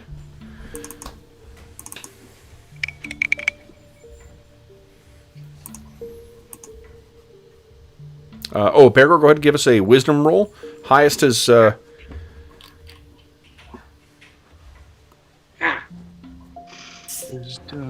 4. Druin's the leader here right now. Ooh. Bergour shows him up. All right. Success, and hopefully we don't keep rolling under 9. All right, so what you see is, Bergour, let me back up just a scooch here. So you guys are making your way along. What's going through your mind? Bergour, you and Druin seem to be taking the lead, and you're pretty close, so I imagine you guys are chatting a bit. What's sort of the spirit in the first... You're coming up on your first rest. You're about to, take the first rest, catch your breath. Everyone's still... actually, I don't know. Is anyone afflicted with any persisting injuries that are of particular significance? I don't think I am. I've We mostly were got healed at one scars. point. I don't think I've even gone down since the fight with Malfeshnakor. But why would you remember that? Because you've had a brain injury since then. So- Yep. He did. I don't think. I don't Oh, remember. I did at the Knoll camp. I did one time at the Knoll camp, Oh, so right, I've been down once since Yep. the fight with Malfeshnakor. Mhm. Okay. So then, 2 minor scarring. Okay, cool. It's it is because of the in the Icewind Dale. Everyone has horrible injuries, and busted knees, and shit like that. It's made me. I'm confusing the two. Okay, so Con drain and dex loss and Would like to fix that. yep. Okay. So, Bergour, what do you think you're talking about? What do you guys what's on your mind here? Probably talking through a little bit since our destination is Parfrey's Keep. We've only really found out about Broken Spire from the weird blacksmith who had his eyebrows singed off and was kind of crazy, and probably talking through what's up with Count Parfrey and his whole thing, and what are we going to do when we get there, and what are we going to tell him as in terms of actually trying to explain this weird mission that we're on. And that seems like you, Druin, because you've got etiquette. yeah, totally, that's me. And then Druin's going to describe all the things he learned in etiquette that are going to help him with Count Palfrey, which is really, So really you guys, short list. yep. He shows him his bow, and then that's kind of it. So you guys are talking away, and I mean, Druin, you rolled second highest as well too. So maybe it's both of you guys. The sun is beginning to rise up in the sky in the east, ahead of you guys. But in spite of the rising sun, you do catch something just slightly south of where you're looking, Bergour. And at first you think it's that's a pretty it's a pretty fat bird. That's not a bird, and it's too big for a griffin. So what you see Aarakocra sumo wrestler. making its way along, borne by huge wings, which then arc to the side and begin towards your group. You can see this thing's got a much stockier body than a hippogriff or a griffin. And while you can't hear the sound of its cry yet, you definitely can see the glint of the angle of the sun off of its beady black eyes. And what crosses your mind, I suppose, as they come into view is, they fly now? All bears. It's a flying owl bear. Along with its wingmate.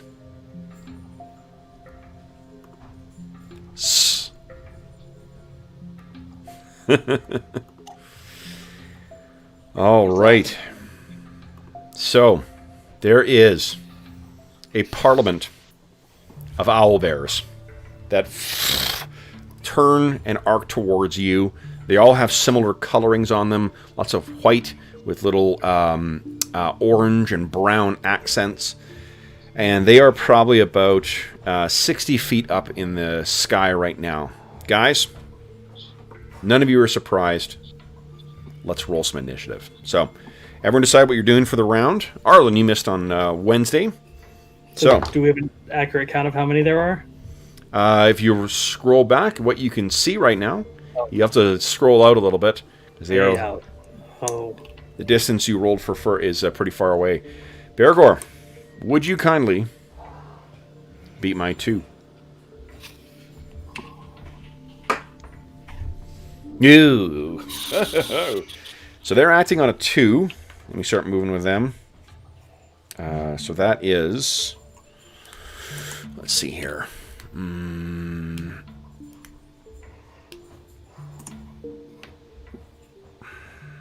Yeah, okay. They're going to make full movement. Let me move off my level here. 1, 2.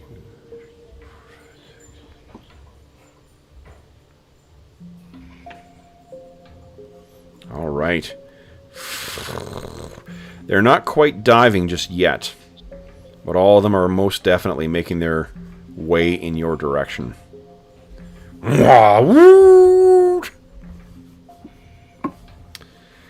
Then we go to Bergour on a 9. What are we doing, Bergour? So I'm gonna.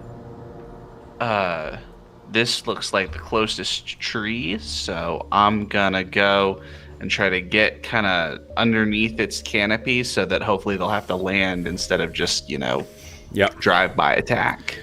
Yeah. Because a dive-bombing grizzly, it's definitely going to be a better...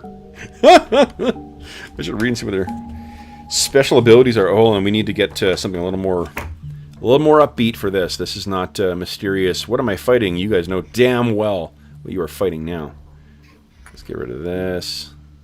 Turn this down a scooch. And it's been a little while.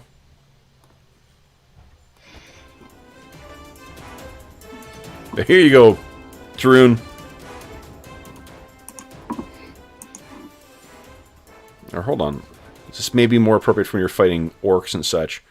How about, we haven't used this, I think, in a while. Disadvantage to doing my meet on a phone and not on my laptop is I can't have the audio on my laptop running, or I'll get the feedback. Oh shoot! So Okay.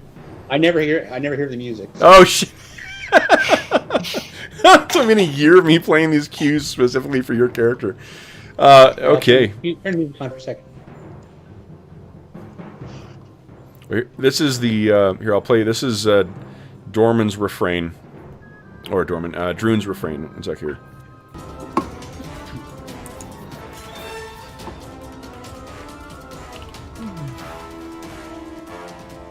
Like it. All right. Feels tanky. Nice. Okay, so then that was Bergour. So Bergour ran for cover. Next is Dorman. What are you doing, Dorman? Like any dazzle. Well, yeah, Dorman's doing what Dorman does, moving forward and going invisible. Okay. Because I don't want to be a snack. Yep. Druin, you're up next. What are you doing? I don't know. Step behind this rock and cast Silverbeard. Nice. Then it is Max the Werebear and Calidor at the same time. Prep my sword and shield. Okay. Hide behind it. Max is following Bergour's example, moving under the tree and readying an action for Okay. a bear. Sounds good. All right, guys. So that is the end of round 1. Let's tick up to round 2. And Arlen, we do thank you. We are very happy to see you return. But we'll be looking elsewhere for our initiative roller next round. Everyone decide what you're doing this round. And then Druin. Or Dave, would you kindly beat my 4? So I keep forgetting to flip the camera, guys. Sorry. 5. Cinco. Okay. Now, let's see what these things are capable of. They want to have a picnic. Mm-hmm. Maybe they want to eat some porridge. I don't know. Oh, you want to know one amazing thing about these things? Is you can't hear anything. There's not a beating of their wings. Their wings are almost perfectly silent. That's owl feathers for you. Yep. Like owls, yeah. Mm-hmm. It's just the growling and snarling when they're sweeping in on you. Mm-hmm. Okay. Oof. Alrighty. Okay, so then, guys, it is... let's see here. I'm going to be acting on a 10. So, first up is Dorman Kettleborn. What do you got in mind, Dorman? Moving thicker into the bush, and I'm casting Enlarge on Bergour. Okay. Bergour, you are now 50% bigger. Pretty good. And a character from And Mario. you have a human movement speed now, too. Then it is Bergour. Speaking of Bergour.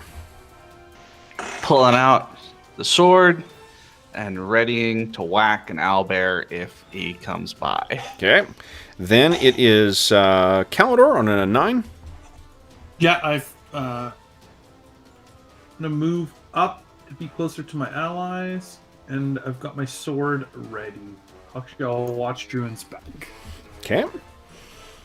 Now, okay, let's see, I can charge, so what they're going to do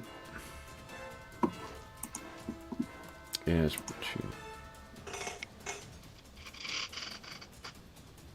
Cheers to fighting owlbears.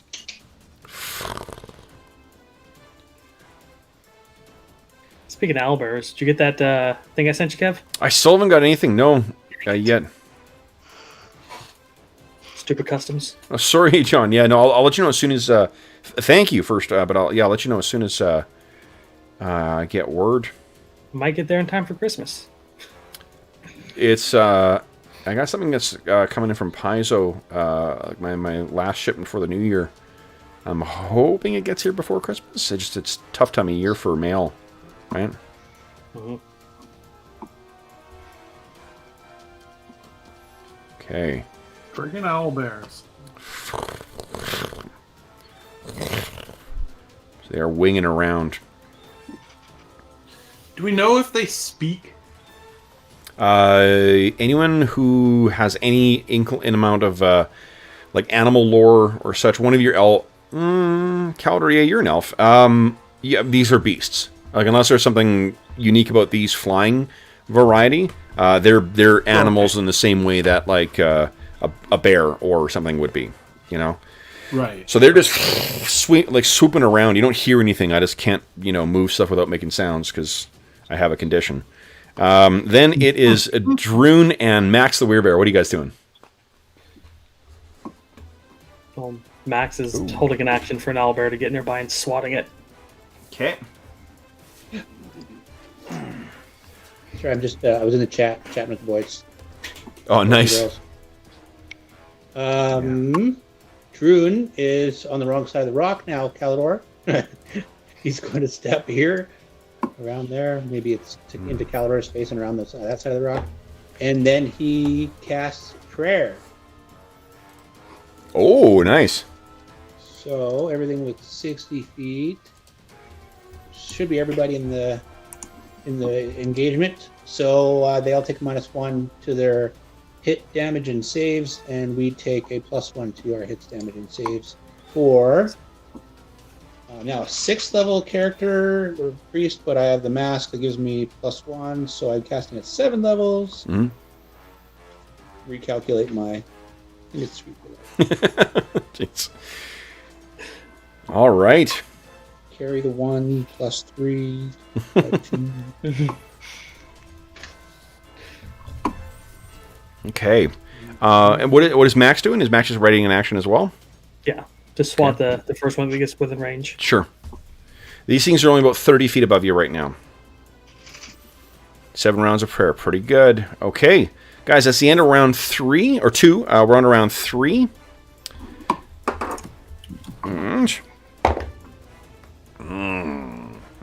Dave, you lost last time, so we're on to John. John, it appears we're making things easy for you. Would you kind of beat my 7? Yes. Nice. All right, so I'm acting on a 13.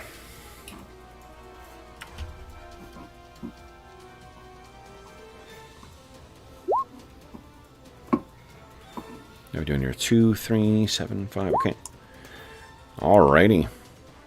Okay. So then, first up will be Dorman. What are you doing, Dorman?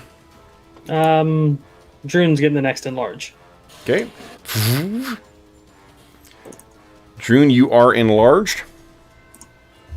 Live in large. Whoop, whoop, whoop, whoop, whoop, whoop, whoop. Okay.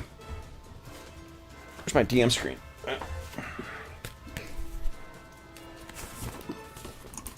Okay. Next, will be Bergour. Bergour on 3. What are you doing, Bergour? All right, Bergour, now bigger and badder and stuff, is going to sort of try to puff himself up as best he can and step out of underneath the tree And then he's going to make, because the Aarakocra language is mostly like chirps and squawks and stuff. So he's going to try to make the meanest squawk he can make. Okay. Basically. Alrighty. Yeah. Then it is Druin and Calidor. What are you guys doing? I'm gonna form up a nice line here, Okay. and I've got my sword ready if they come in. Okay. All right. And Druin?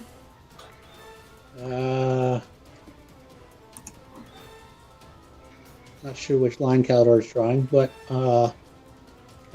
Me, you, Bergour? Bergour. Oh, okay. Like, but they're up there. I'm going to stay where I am and cast Protection from Evil. Okay. These are beasts, so they're probably not going to be evil per se. So, Oh yeah, right. I guess I'll probably just waste a spell. All right. it'd be something that you would, one of your more, woodly allies or wood-wise allies would tell you. Last is Max before the flying owlbears go. It's going to move up and engage with the lion too, and ready to swat the first one that comes within reach. All right. So then, guys, it is the owlbear's turn, and they... Hello, sweetie. Oh, Anna just came bursting in to say hi. All right. One slams down next to Bergour. A second next to Bergour. Boom. One into Max. Into Druin. And into Calidor. They were... You can picture that they all sort of arced and then came down in formation, slamming into you guys. Anyone who has a ready to action, you can go ahead and make that attack. Let me zoom in first here. That was Max's roll. I forgot to switch names. Max, that is a hit. Yep, go ahead and roll damage. These are large-sized creatures. Ooh. And Hey, that is not a great roll, though. near minimum There damage. is +1, correct? Yeah, Sorry, say again? plus one to hit There damage. is and saves. +1.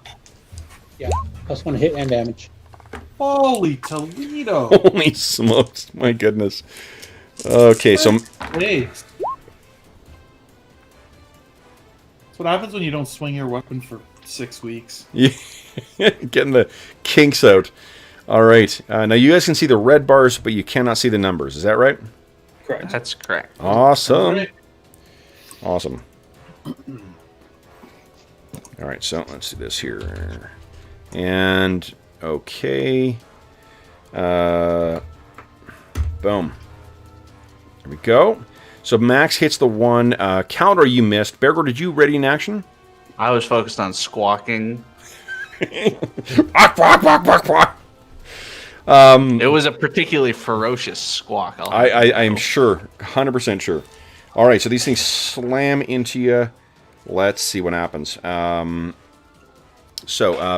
your current AC is a minus what? -2? -3. -3, okay. Okay, so we got...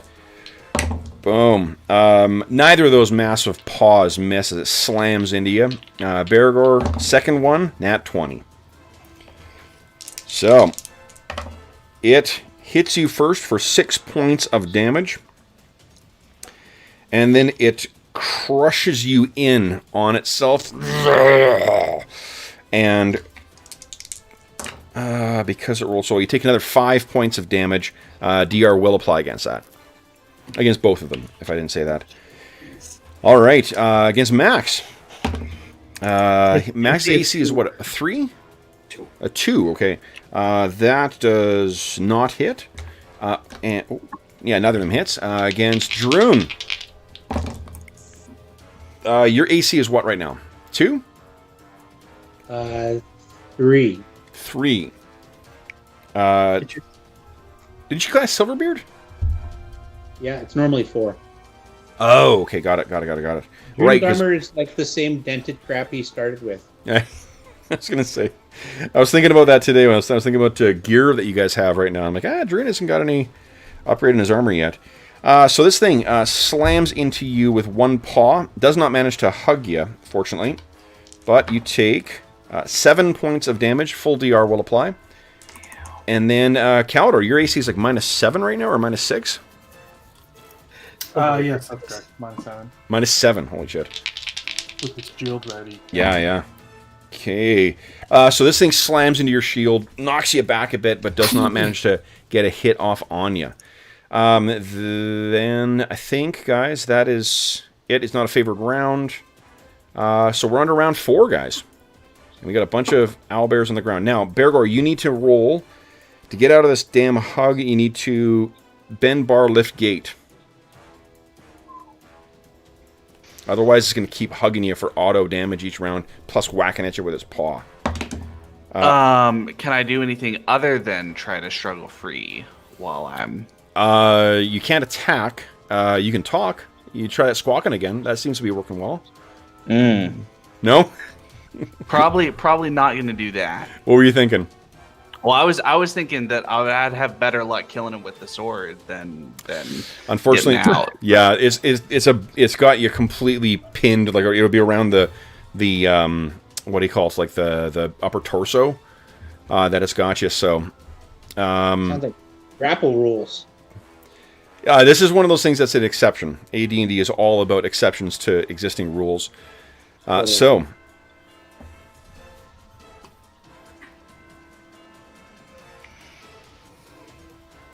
All right. Then what I need is, let's see here, John, that was you. So everyone decide what you're doing with your round. And John, beat my 10, please. Ooh, nice. So I'm not until a 16. You guys should all be acting well before me. Nice, okay. So first up will be Calidor and Dorman. What are you guys doing? Attack. Go ahead. That is a hit. Large-sized creature. Let me roll hit dice for this thing. Hit points. Okay. Oh, my goodness. Nice hit. All right. Boom. Solid hit on this thing. Then it is, so it, right down your shield, and then you slash out with your longsword against this thing's side. Then, Dorman, what do you got in mind? Dorman's going to step over so he see a little bit better. And the one that got Bergour is much bigger than him, right? Yes. I'm going to cast Reduce on it. Okay. It gets a saving throw versus spell. Okay. You're sure it can target an animal? One creature or object. Okay. Let's make a saving throw for it. Hoping it'll make it a little easier for Bergour to break free. It fails. So it is... I will give you a plus... let's see here. Ben Bar's Lift Gates is a percentile, or is it 20? It's a percentile. Open door is a 20. Ben Bars is a percentile. I'll give you a 25% bonus to try and get out of this thing. So All right. It has shrunk 50%. So Okay. All right. Then it is... now, did you have that prepared as a reduce? Yes. Okay.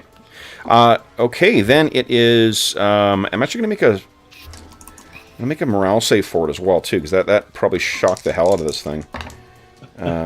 Nope, it's just angry. Turns out that owlbears have 2 modes. They have angry and more angry. You have engaged the latter. So, it's Dorman and Bergour, you're up next, speaking of which. All right. I'm going to try to break free. Okay. Come on. No. Do you wish Astonishing Fortune that? Sure. Okay. made a little. Nice! So what do we see as Bergour kicks this thing off of him? So Bergour kind of he sort of pulls a Gorwin and kind of headbutts his helmet towards it to get it to kind of back off, because it's a whole lot smaller than it normally is, so it's probably not as confident as normal. Yep. And just kind of works his shield in to sort of shove it out sideways and get the arms off of him. Awesome. Okay, then it is what are we doing here? Roll20 does this weird thing sometimes where it'll have artifacts of the names of the tracks. Yeah, it drives me nuts. Then it is Druin. Druin Axebrother, what do you got in mind here, bud? He's gonna take a swing at the one right beside him. Yep. That is a hit. Large-sized creature. Ooh, also a hit. Large-sized creature. Increased damage. I rolled a critical hit and I forgot to roll knockdown. Oh, I will not forget next time. I was wondering if that was going to be applicable to the owlbears. Yeah, no, it definitely would be. Just I haven't, did not think of it. Okay, so 10 points of damage. So yeah, you guys clearly have been working together for quite a while. Boom, into the side, and then this owlbear is down. Next is Max the werebear. What's Max doing? He's going after the wounded one in front of him. Okay. Whew. Nat 20. Okay, hold on. Just give us. Don't we have new rules for crits there, Kev? We do. Yep, and those pulled up. It's not double damage. Sorry, I should have said. Yeah, no, it's not.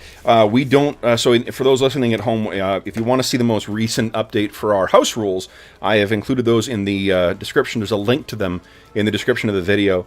I really don't like using crit hits in the sense of just multiplying damage in old school games. I find them just way too swingy, and adds too much of a swingy element. But give us so max hit. Give us a D20 roll there, please, John.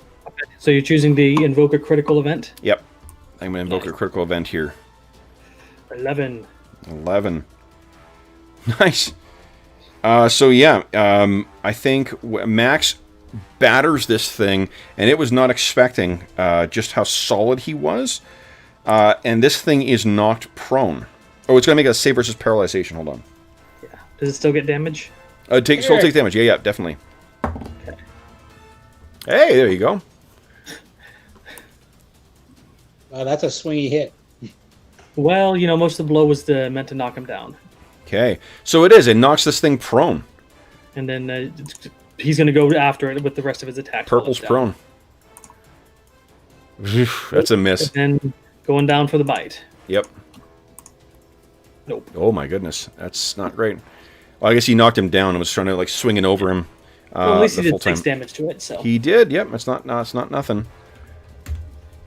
I mean, it's in the neighborhood of nothing. It has mail delivered to the same postal code as nothing, but it's not quite nothing. All right. Are you guys seeing Brent in Roll20 or? Not yet. Yeah. No, I don't see his camera. I see him. I don't see his camera. Yeah. Just logging in. Okay. Out of nowhere comes the elf. Yeah. Oh shit! Actually, let me grab his token.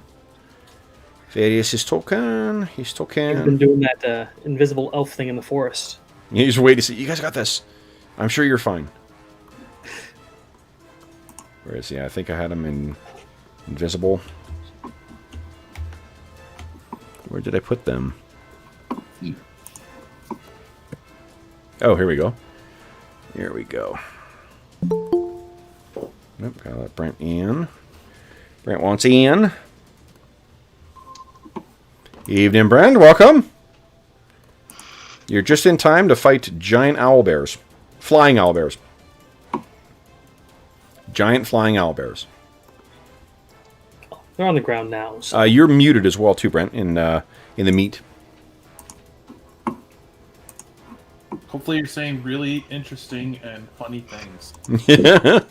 I was saying owlbears are are Caden's favorite D&D monster. Hey, I knew I liked that girl. I think there are a lot of people's. Yeah. They're pretty sweet. Okay, so there we go, Carrick. Her. All right, so we'll have you take an action next round. Okay, I'm just trying to find this one. Oh, okay, see us. Okay. Oh, sorry, Brent. I can ping in. There you go. There's where you are. All right, and let's see here. Yeah, it's probably for the best you're hanging back because you only have 11 hit points right now. Oh. All right then. All right, so hold on. Let's see here. We were on Max the Werebear. He went. Oh, it's Owlbear City, guys. Okay. So first, we got 2 owlbears on Bergour. You knocked off one of them. This will be the small one that will attack you first. Neither of those are hits. But the big one, let's see if the big one can get in on you. No, cannot. But I have 2 bites left. Bite from the small one is a miss. Bite from the big one is also a miss. Your defenses are uncanny against this. Bergour, your shield is even. You've been using the same shield that you found, I think, in Heathertop Warren. It is. No, before we ever went to Heathertop Warren, it's the very first magic item we got in the campaign. Oh, right. We found it in like the redwood or something. Brent, we're getting some background noise from you. Just check my settings here. You might need to adjust your mic, or if you got headphones, you may want to think about wearing those instead, because your mic is picking up something else in the background. I've also lost Dave in video, and I don't have Brent in video in Roll20. Okay, let me try refreshing. Sure, I don't know about you. Okay, then I've got an owlbear on Max. His AC is a 2, you said. Neither of the paws are a hit. The bite is not a hit either. And then Druin, we got 2 claws on you. One of those is a 19, which means he's not only going to hit you, he's also going to hug you. So, Aww. yeah. Bear hug. This is so... Oh my god! Why did I think this was a good idea? In a while. All right, so you take... Oh, Dave. I'll send you a virtual hug. So you get to 3 points of damage from the paw, and then as it crushes you in, you take 8 more damage. DR will apply against both of those. And then its massive jaws... Whoopsies. Jesus. Got a little excited there, Madison. Jeepers. It tries to bite you. Oh, tries to get at you, but you're able to keep yourself away. Okay. Guys, I believe that brings us... Oh, no, it does not. We have Bergour with a second attack. We have Druin with a second attack. We have Calidor with a second attack. What are you guys doing? I'm hugged, though, right? You are hugged. Yeah, so you're not making a second attack. Never mind. That was I broke free, so I don't think that... Oh, yeah. Yeah. And I can't take a 5-foot step, can I? Yep. Yeah, you haven't moved yet, right? Okay. Yep. Okay. So, Then I will take my second. greenie is teeny. So purple's Calidor prone, will greenie is take teeny. the flanking? Oh, this thing hopped up from prone as well, too. But can't I only take a 5-foot step when I...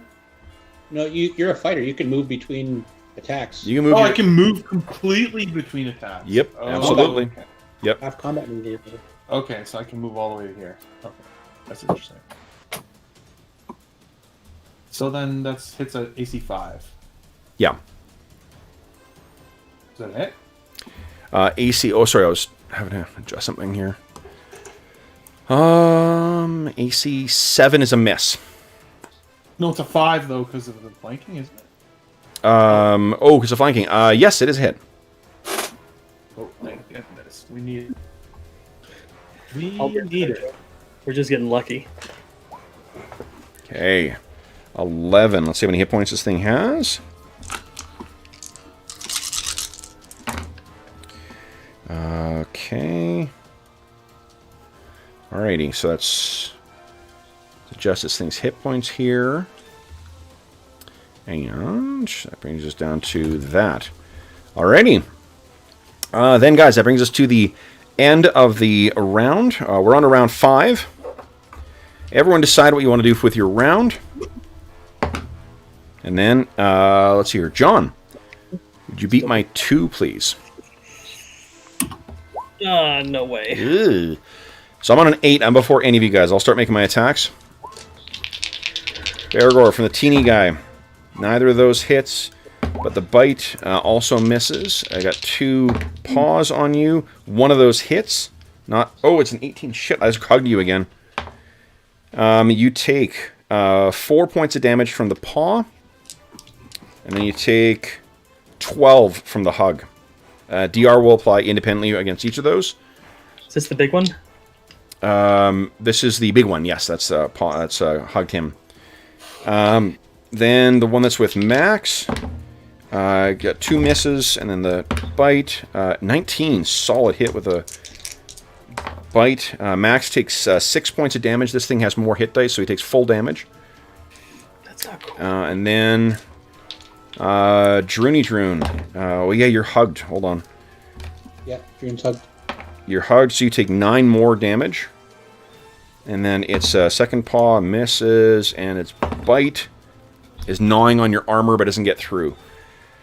Your DR will apply against that crushing damage as well, too. Then, next up is Druin Axebrother and Dorman Kettleborn. What are you guys doing on a 9? Dorman. Dorman's moving. This is a full allotment, Okay. and that's it. And I'm breaking free, so might not have been 9. I forgot. It's probably not the equivalent. It's a of move. 3? It's plus 3, so I'd be at 12 then. 12? Okay. So Bergour's up next. What are you doing, Bergour? All right, so I can't attack the one who's got me. Can I attack another one? No. No. Okay, then I'm just trying to break free on a 12. Yeah. Come on. In which case, here is my... Oh. Ugh. Okay. Then, I mean, this thing is a, bear, so it's not as tough and strong as he is perhaps not surprising. Then it's Druin. Druin, you try and break free? Yep. So, Ben Barslev Gates. Holy shit! But not impossible. I stand corrected. Nice. Then it is Calidor. No, yeah, Calidor on a 13. We doing Calidor? Can I see? Yeah. Sorry. I just gave a break message. I'm going to attack the one right in front of me first. Okay.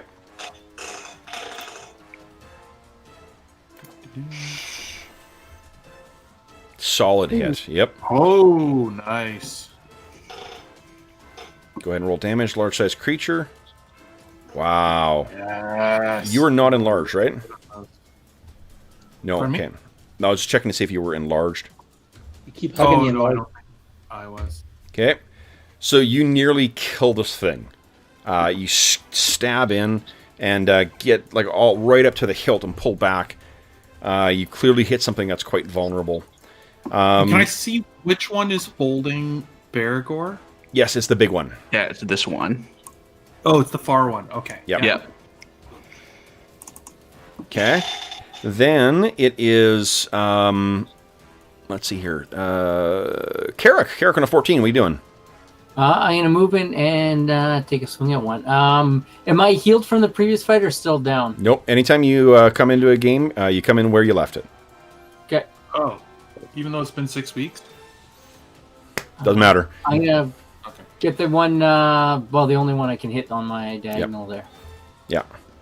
No, Jeff, I'm not interested in trying to rationalize with the absences and shit like that. And when we get into doing that at all, it just becomes. No, it was just a question. It wasn't meant to be antagonistic. To No. And I'm not saying it. Just a reminder. This is why. That's the reason we do it. Is because it's just. I don't want to start down that path. Okay, so that's a hit, Brent. Yeah, solid hit. Go ahead and roll damage against a large size creature. All right, is it the large size creature? If you listened, I just said large size creature. Okay, perfect. Okay. Ooh, not great.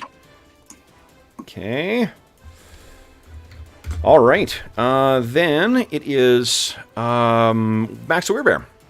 Yep, he's gonna swipe at the one that Druin just broke free from because he didn't think he was gonna get free. So, Solid hit. Go ahead and roll damage. okay, go. Oh, wait, hold on. The one that was getting Druin? Yeah, he's going against that one. This thing then- comes off, and it's just a spray of fur and feathers and blood from its paw. It kills a couple of attacks. What do you want to do? He's gonna switch to the one right next to him then. Okay. Yep, that's a hit. Oh my god.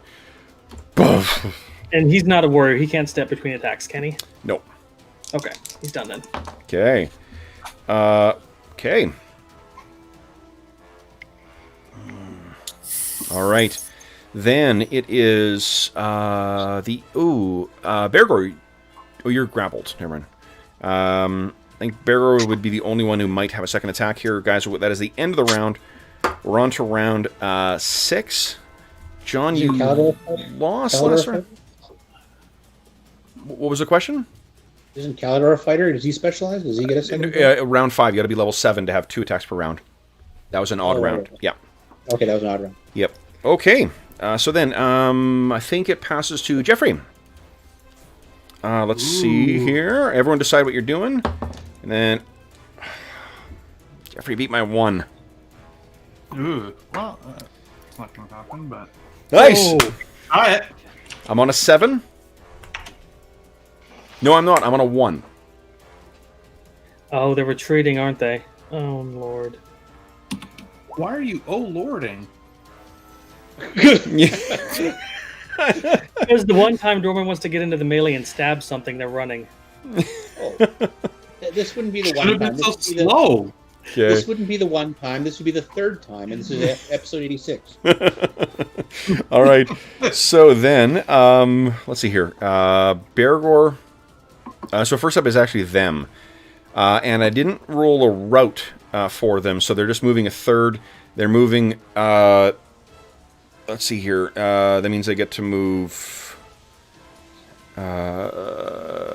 yeah, so they get to move 5 feet back and 15 feet up. They are no attacks of opportunity because they are withdrawing.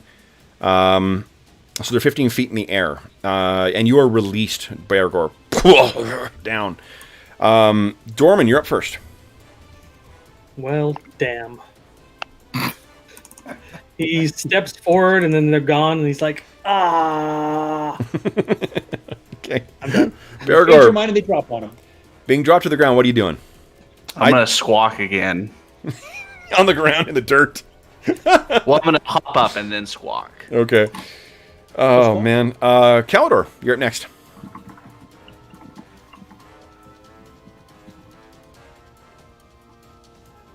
Oh, Jeff, Calidor, you're up next.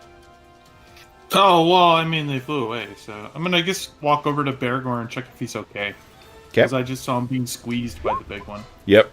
Okay. and he's squawking. Yeah, he's up on the ground squawking at the retreating things. Then Druin and Carrick are up next. Druin moves over here and goes, "Did you forget how to speak Dwarven? What the hell?" And Carrick, what'd you have in mind? Okay, I limp forward just in case they decide to come back. Okay. All right. So, guys, unless you have something to try and take these things down, they are going to retreat. They're going to fly off into the air. Dorman wants to try Melf's acid arrow on the next round. So, just so Dorman's aware, like, just because they failed a morale save, I'll roll again if you antagonize them. And if they fail again, then they're going to turn around and fucking attack you again. I think we had the fight in hand. Sounds good. Because you'll be visible. So, Okay. all right. No, but So next round, it sounds like Dorman's the only one who's making an attack. Let's roll initiative. I'm gonna They're cast also a like spell. wild creatures, like not evil creatures. Yeah. So, let's hear. It's Jeffrey. You tied me last time. Jeff beat my 8. All right, here we go. 4, okay? So I'm acting on an 8.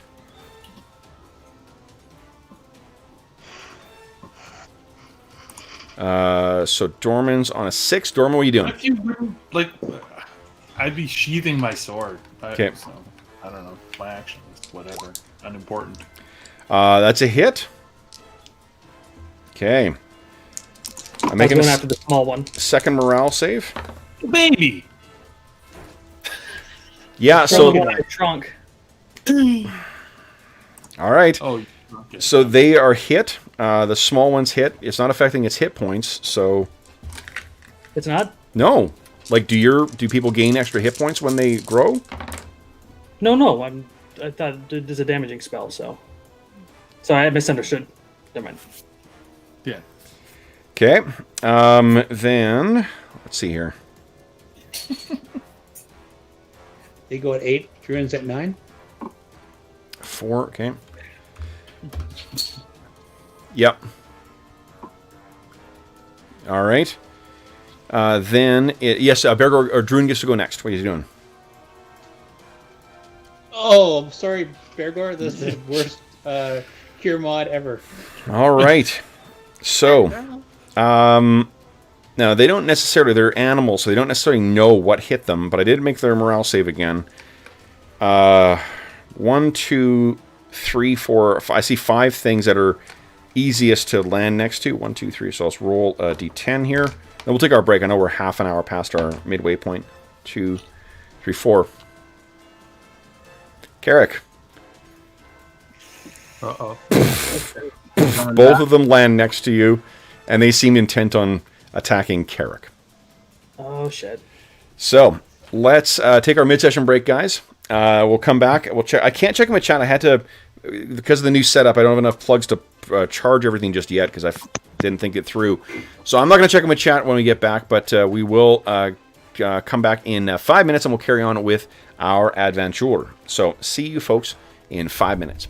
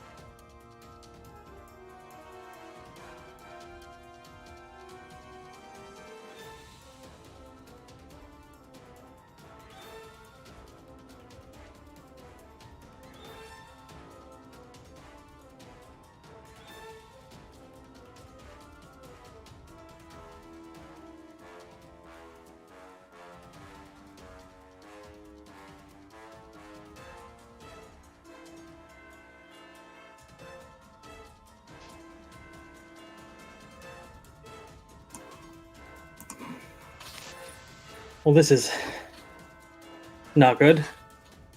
I figured they'd come after Dorman.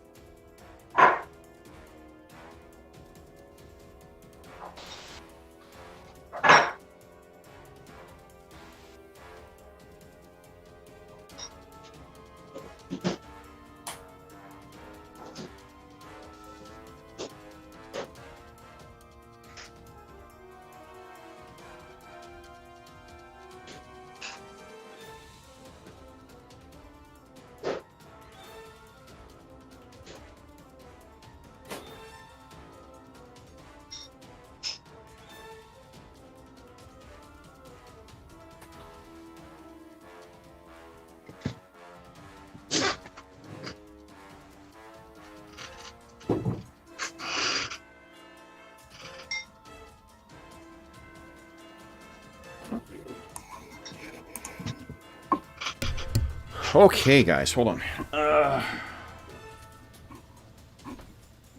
I think I've got a way of... Hello, sweetie. Anna says hi to everyone again. Hello, sweetie pie. Oh,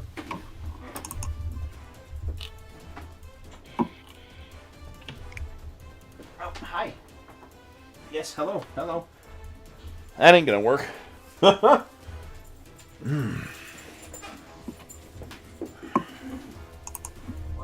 can I do here?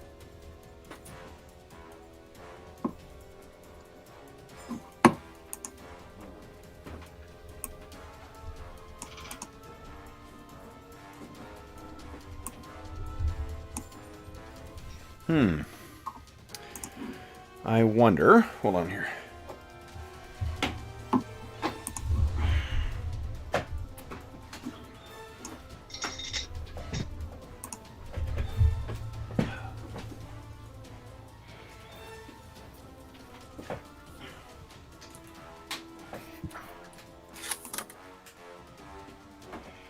We can check in with Chad even if Kevin can't. Yeah, you guys absolutely can. Please. I think I got it. Yeah, I got things. It's really you guys they want to talk to anyway, so we fooling. I think I got it working here. So give me a sec here. So, howdy, Fred. Brian. Lonzo, howdy. Yeah, and we thought Hero was confusing. Yeah. Your impression is pretty fucking bang on, Dave. Thanks for visiting. Corey C. What's shaking? Good luck, guys. Sorry I missed start. Watch the beginning. Yeah, watch the beginning. Luck. There wasn't a lot happening, but you know, good to catch up. Initiative. Some chat about Calgary's weather. Players From Dave himself. Thanks everybody for joining us. Yeah, it's pretty active chat tonight. Mostly, half the messages are Dave. You know? If I don't catch up on all the comments tonight, because it's gonna be late when we finish, I'll catch up on those by the end of the weekend. I see. I feel I'm no longer needed here. So, oh man. Okay, let's see here. All right, here we go. I am in now. We're just about to see character. Giant flying owlbears are very cool, but I'm still rooting for the heroes. There you go. You got Fred on your side, so that's good. But we're a danger to the multiverse, so I don't know. We're always a danger. Oh yeah, so Crumb, yeah, the dice they seem backwards. They're backwards again today.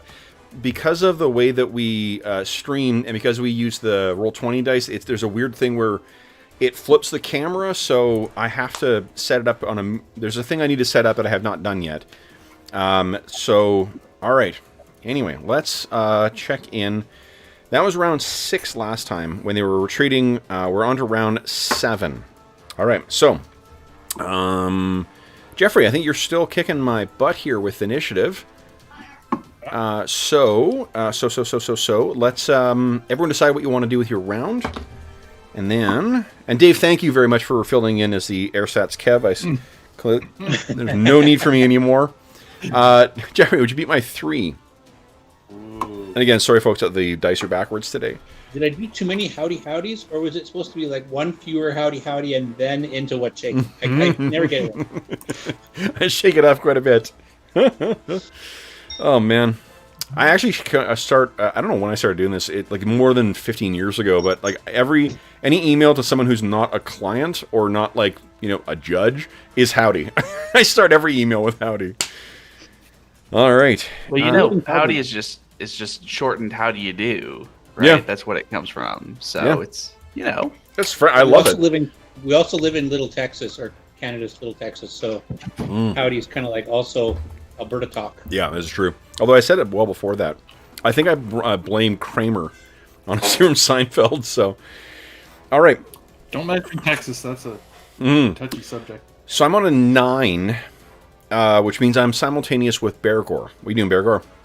Alright, I'm going to whack one of them, if possible. Okay. You want to go for the small one or the big one? I'm going to go for the small one, because the big one let me go, so I don't have a beef with him. The small one I had to fight my way out. So. Yep. Okay, so go right ahead. Make your attack roll. Come on, make it count. That will make it count. Go ahead and roll damage. Large size. Ooh, solid hit. That was on the small one, right? On the small one, and I'm enlarged, so I get 50% on top of that. Nice. Got another 5. Pretty good. All right. So huge hit on this thing. Unfortunately, this is simultaneous with it attacking Carrick. Oh. So we'll go the increasing levels of danger here, Brent. So we'll do first the 2 paw attacks. What's your AC right now? 1. Not bad. So I only hit with 1, which is good. But that one I rolled an 18, which means he hugs you. So you do not have any DR? I do not. He's got 1 from his armor spell. Oh, yes, he does. Yep. I guess that would have been up still there, yeah, from last game. Yep. It cuts both ways. Whatever is up, whatever you got prepped, or whatever, you keep all that stuff. So you take 10 points of damage from the paw. Ooh, I'm down to 2. Yep, and then it hugs you Ouch. for 15 points of damage. Well, we're spending astonishing fortune so he doesn't die. Yeah, and you get another point of astonishing fortune because Brent joined in too, so you should have 3 left, I think. Go for it now. Okay, so Carrick, you have been reduced to -9. You want to try counting the number of players again? Oh. Wait, 1, 2, Yeah. 4, 5. Oh, yeah. It's the first time 86 sessions you've ever made a mistake on that, John. Holy smokes. I am human. Unlike Dorman. Absolutely. Okay. So Carrick, you're at -9 hit points right now. But stable. And because hit him. because of the because you've been like crushed and blood is coming out, it'll have dropped you. Oh my god, -9. Brent, you're going the wrong direction. Go up. Move towards the light, Carrick. -9, not. Carrick, come back to us. Damn it! No, Carrick. I just wanted to go to minus. Hang on. Just hit 0. Now I can put -9. It was just adding all the stuff Okay. before. So since Carrick has been reduced to a wreckage, and that was by the small one, let's. Oh, did the small one have his damage reduced 50%? Did already, yeah. Okay. So then we've got the other one. Oh, don't worry, Dorman. Now the other one's going to attack you. What's your AC currently? 2. 2. All right. So I didn't hit a crit, or at least a hug, but he did hit you with 1 paw. Okay. You take 6 points of damage. And then the bite. Big old bite. Would you say your AC was a 2? 2. Nah, that is a miss. All right. Then it is Dorman Kettleborn, your turn. Were you casting a spell? It was not. Okay. I was actually going to move over here and try to stab that one in the back. Okay. Hopefully it didn't provoke. You have to, in order to get your backstab, it needs to be unaware of you. So Yeah, no, I'm trying to just stab it. Yep. So you're flanking it then. Okay. Go ahead. Yeah. Go with Make your attack. Kid Slayer.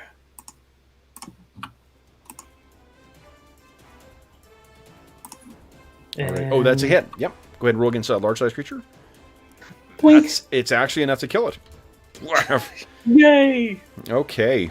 Then it is Carrick and... Oh, sorry. Druin's turn. Sorry, Brent. So you step over the corpse of that one, and you try and hit the other one. I'm going to make another morale save for this one. Let's see here. Ooh, check dice. You have pissed these things off. Ooh. Now, Druin, does that include your prayer bonus? Yep. It does. Okay, so that one's a miss. The first one's a -2. Oh, the Minus first 2 one hit? is a hit. Yeah, first one is a hit. Okay, so 8 points. And that's against your large-sized creature? I'm enlarged, so 12. 12 points. Nice. Okay, let's check its hit points here. This one's actually not all that big. Okay, so... I'm sorry, it was 12 points of damage?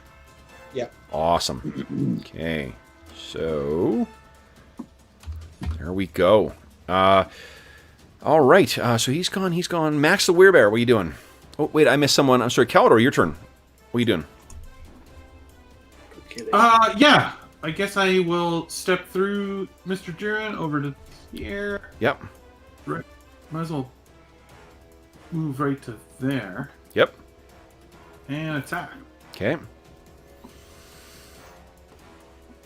So is personal going then, Dave? Is that how that works or not?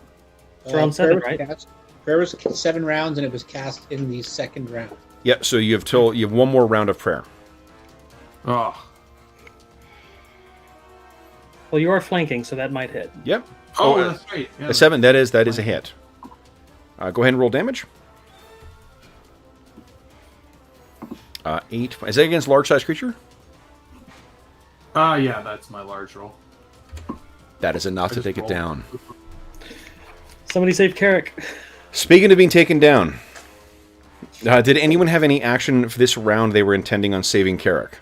Well, I think Max is the only one left, and he can't use the claws with the big bottles, so... Okay. So then, let's first drop out. So the thing I was going to say is that, Brent, I got some good news, is you have had a chance to train. You've had 6 weeks of training. Were you eligible to train in Fighter? No, it was from age. Oh, okay, you're not at a mage trainer yet. Are you within 10% of what you need to hit the next level in Fighter? Good question. I will tell you in a minute. Okay. Let me just find my... There it is. If anybody's wondering, Dorman's reason for shooting that is these are dangerous beasts, and... No, he's a fucking psychopath. We understand. No, he's not. He's a murderer. Fucking kill all of them! He is a gnome in a world that's way larger than him. And the world just keeps getting bigger when he fires off Melt's acid arrow at things that want to attack him. All right. Okay. Yeah, if it was a thing that had rational thought, and I wouldn't make the morale save again. But it's an animal, and I can see it going fight or flight, like that. Oh, I know, I understand. Yeah. So, okay. Totally. Just teasing, John. John's still Well, working come on, a little. Dorman wanted to be a mage for once. Give him a break. That's Dorman's WoW guild. Gnomish Murder Hobo Teenage. He's working a little Nimrod bitter scorn out of his system. Yeah. Ooh. Okay, so then, Brent, what is Carrick's Constitution score? Alright. It is I have the 14. healing efficiency, and I can cast a second level spell on him. Sorry, what is it, Brent? I didn't hear. 14. 14, okay. And I'm sorry, what spell what are you guys using to resuscitate him? So I know that more powerful magics help, right? Yes, Like they do. second level healing. And I have the healing proficiency now, so if I'm one taking care of Brent, so yeah, I'll cast a Cure Moderate on him. Okay, that's level 2? Yeah. Okay. So let's see here. 2 plus that's 4. Immediately after the fight, yep. So it's 1. Constitution score 4. Okay, Brent, give us a 1d20 plus 2 and a 1d6 roll, please. Okay. Then what you would have, assuming you don't die here, come on, and higher numbers are better than lower numbers here. D20 plus 2. Yes, please. We do have Astonishing Fortune. All right. So, Can I do that? at 5, well, there's 2 things you can do with Astonishing Fortune for these rolls. Okay. What your current roll is you die unless you're healed again within 1 round. What's your D6 roll, Brent? I can heal you within 1 round. That's not an issue. Yeah, just because I've never seen anyone roll But this low. the D6 penalty is a lot worse if you're that low. You're blinded. So you could spend a point of Astonishing Fortune to just lose an eye, which is -2 to missile attack rolls, and you die unless healed within 10 minutes. We can re-roll that d20 roll. or you can spend it and re-roll it. All I right. think, What are you I think thinking? you should re-roll the d20 because Yeah. Yeah. Okay. Sure. Okay, so re-roll the d20. Come on. Money. Not as bad. Oh, 9, and then give us a d6 roll again, Brent. sorry. So 9 is you die unless you're healed within 1 turn, and one of your ears is crushed or mangled. Nice. It goes with the leg that got crushed the last time I played. Now, with this, Brent, you can still also spend a point of Astonishing Fortune to instead have 1d6 of your teeth knocked out, and then you have a day to be healed. So you want to be crop-eared elf, or you want to be gap-tooth elf? Uh, I mean, Tough choice. we still have 2 hour, like an hour and a bit of time to go, and it's going to cost you Astonishing Fortune to bump that up. Which, you're going to go with Mangled Ear. Ear also will give you a -1 to hear things, and it'll give you a penalty for surprise rolls. I guess I go for the missing teeth and hope to find a dentist. Okay. So then, he needs further healing within a day, or he dies. And then you also give us a d6 roll there, Carrick.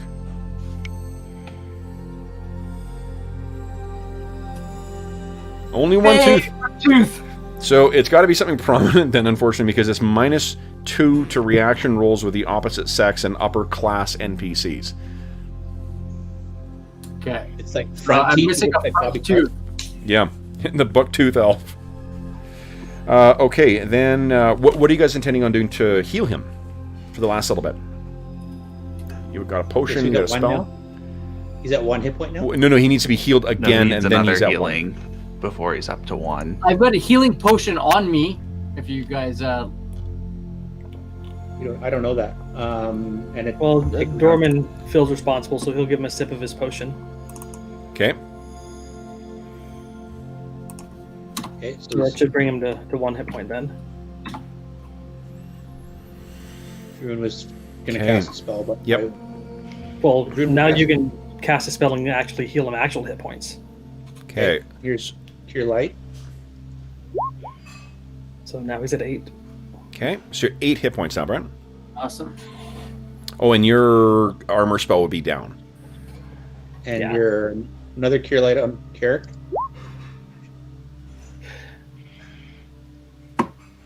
Okay. So Carrick, you're me at 13 hit points now.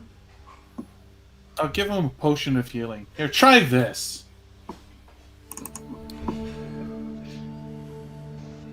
2d4 plus 2. So Max, He's only 7 down though now.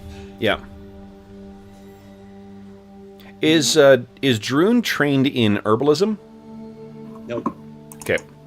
So overnight he's going to recover 2 more hit points. So, what are you guys thinking? This is still like you haven't even had your first rest from your day of travel.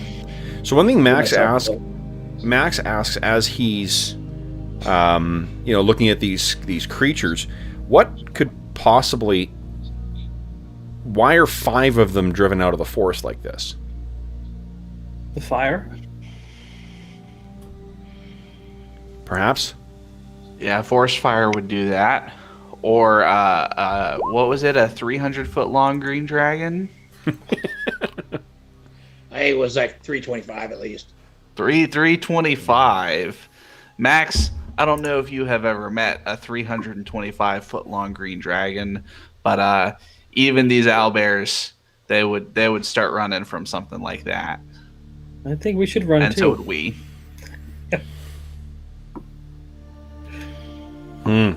That would, yeah. I mean, he feels he's back in like kid form at this point, but yeah, he. It's Bergour, Good thing they were running Bergour away. trying to strain to be just as tall as Max while he's in kid form. Oh no, he's still enlarged, so he's going to be looking down on him for a little bit, like a elderly parent, and then shrinks back down and he's straining. But he's really trying to give the kid some wisdom. Yep. Yeah, those 2.5 minutes really go a long time, don't they?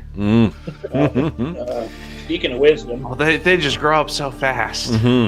So we then, should have a quick chat about creatures that are fleeing and hitting them, because apparently that might also make them turn around and come back. Yeah, I don't have any regrets other than Carrot got hurt. all right. And almost died. Yes. Shame it wasn't the ear because sorry, what did you say? So then, Carrick, one of the things, what I was going to say is you've had, if you weren't able to train as a fighter yet, or pre-train, then what you could do is spend 6 weeks copying new spells. Okay, cool. Yeah, because you've had 6 weeks to take to as long as you got room in your spell book, then, and I think you guys all got like new spell books from Tauster at your last levels. I've got space left. And, Brent, you weren't at our Wednesday session, but Wednesday was our 1-year anniversary of playing this campaign. And I got what every player really wants. You got 1,000 XP. Oh, yeah. Nice. Yeah. So you get 500 for each of your classes. Man, guys, what is there anything you want to do before you set out for the rest of the day? Is it? I don't know, stick through my tongue through the gap where my tooth used to be and try not to. Okay. I'm becoming quite the gimp here. I've got this limp now, and We'll see if you can find the tooth. Drew might be able to put it back in. He's got the healing proficiency. yeah, I'm gonna totally do that. I'm gonna look for the tooth. I don't know what you're talking about. Yeah. I can't put teeth back in.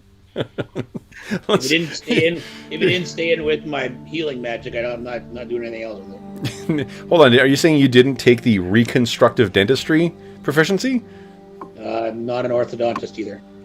Okay. All right. So then, guys, let's move back to the big map.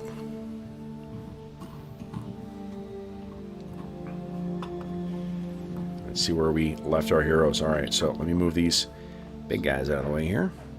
So you guys, that was your morning. Then there was a little bit of extra time in the what do you call it, to get Carrick back up and get going. The rest of the day's travel is, let me see here, how far are you going here? Okay. You get to about the edge of the Patchwork Hills, and that's where you guys will be making camp using your new fancy looking what do you call it? Aarakocra yurt or teepee. The evening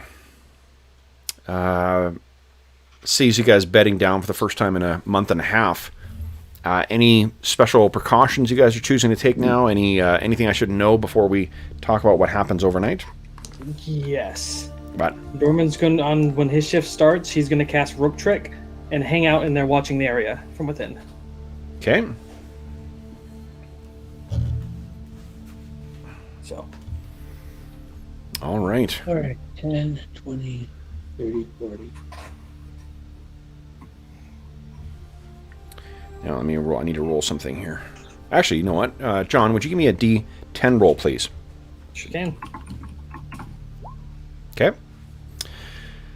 Oh, I should set something aside here. That'll do. All right.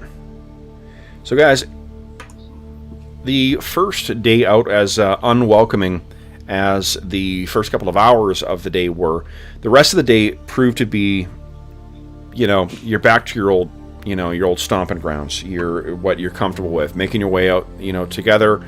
You quickly fall back into the routine that you guys have had, where does Druin or Calidor or Carrick doesn't have a bow, but does Druin or Calidor, do you guys wish to hunt for the evening?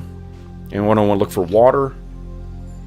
Well, we got so much rations from just leaving. I probably wouldn't feel like hunting tonight, Okay. personally. Who wants to make the roll for fresh water then? I only hunt for ale in the tavern. I'll roll for water. Sure, please do. Okay. Let's see here.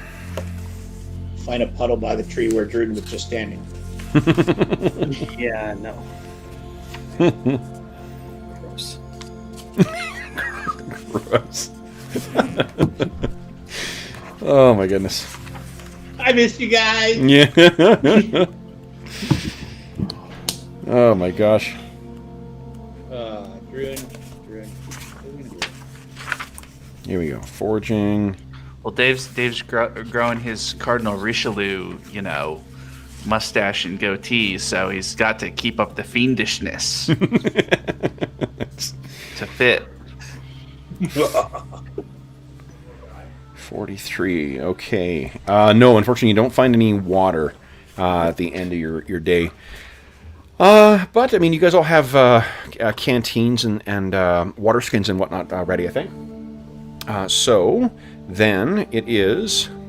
Let's check what the weather's like the next day. Dave, why don't you? All for one, more for me. Okay, so no precipitation, barely any wind. It's a little overcast though. Okay, so that is not a bad. You need 2 hours. Straight for spells. Okay. Well, let's see how the day is going to be. See what's of interest. Everyone would have recovered 2 points overnight, thanks to Dorman's or Druin's new menstruations. Yeah, I didn't take any damage there during that owlbear fight. I don't know why you guys said it was so hard. Garrett's like, fuck you. What are you guys doing? That's howling. Bergour just sort of flexes a little bit, and you can see his 73 remaining hit points as a visual compared to Calidor's 38. All right. That is too metagamey for Calidor's knowledge. He just thinks he's way tougher than Bergour. Okay. You just look stocky. He is Now- stuck. And so does Bergour. What? No, yeah, you look stocky. Yeah, I know. No, oh, I see. Arlen That's- saying yeah. you Beard look on. Yeah. John, would you kindly give me a D10 roll again, please? Arlen lost his beard. He's less dwarf-like now. Yeah. Okay. You look younger, Arlen, actually.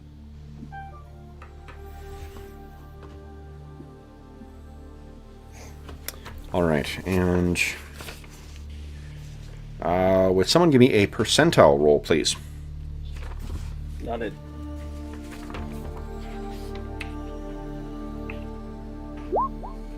Thank you much. That was a great year. Yeah. Yeah. Our books are that old. Okay. All right. Then let's check. Yeah. Okay. Okay. So then, guys, you are. Let me turn this down just a scooch here too, because this is a wee bit loud. All right. So morning comes. Brent, you need 10. I don't think you. Well, actually, I don't know. What's the status of your spells? How much time do you need to prep your spells? Maybe 10 minutes per level per spell. 10, 20, 40 minutes. Okay, no problem. All right. If Druin needs a bunch of time prepping spells, Dorman, how are you? Well, how much time do you need? I need 2 hours, the same as 2 hours as well. Okay. I guess it's right there. Kev, you dummy. How about Reed? Jeff, why don't you give us a percentile roll for Vasa? Then let's see if we find some water. Yep. Let's see. Nothing. All right, now I heard some talk about casting Mount. What do you think? Can you get 5 mounts for everyone? No, I've got 3 that I can do. Okay. Well, I mean, Druin and Bergour, we wish you guys luck in your future endeavors, but Well, I mean, we could make the 2 elves hoof it. Or just... Well, What level is Mount first level spell in this? Third level, Phantom Steed. Oh, you're okay. There is a spell called Mount that is, I think, first level. I don't have it. Yeah. Okay, never mind. I figured that might have been one I attempted to learn in the 6 weeks of downtime, but No. if it's Phantom Steed and not Mount, that is not it. Okay. All right. Then, guys, if there's nothing else, let's figure out what you're going to do with your day. So, let's see here. Want to hit a dungeon? You gotta unplug, man. Oh, gonna run some dungeons tomorrow. Okay. Bergour is just, or Druin, he's only comfortable when he's fighting. Can't see here. Leave. Featherfall. I'm a cleric. I'm the father of Lord of Battle. What do you expect? Absolutely, yeah. Patchwork Hills, that makes sense. Makes sense. Okay, so.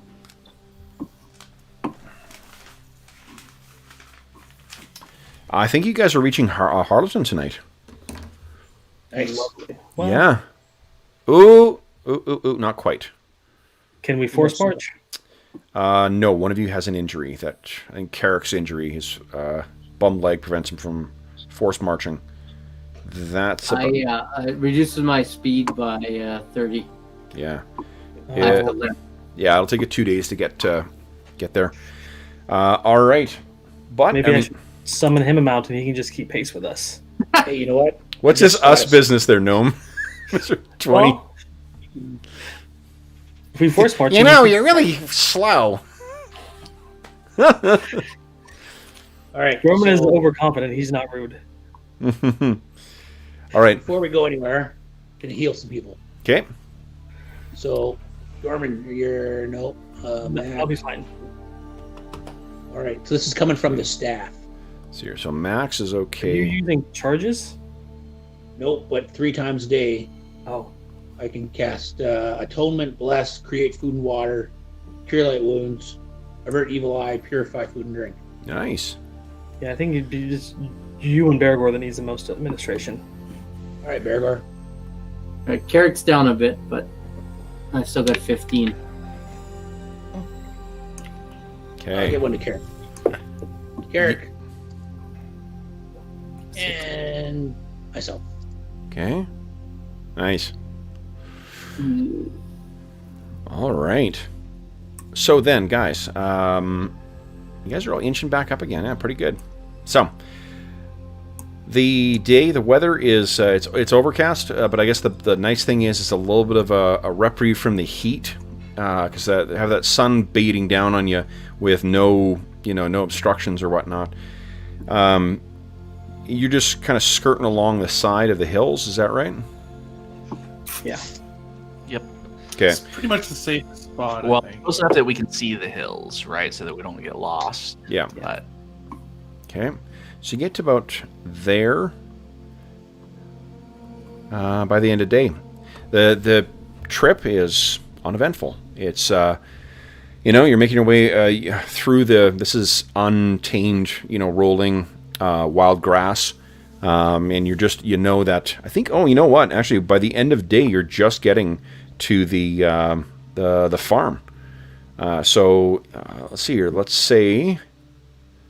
I think there's a 30% chance or so that you'll actually come across a farmhouse as opposed to being wide open. So give us a D6 roll, 1 or 2. You find a farmhouse.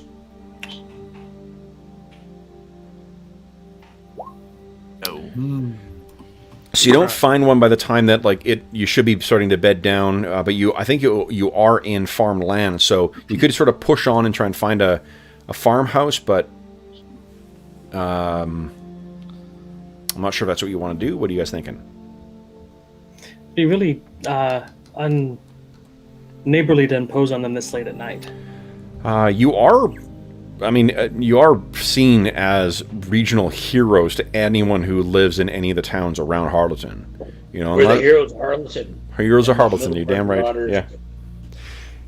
The knights of Could we, if we're this close, I'm wondering if we, because Bergour and Druin are both pretty strong and pretty hardy. I'm wondering if we could like Cast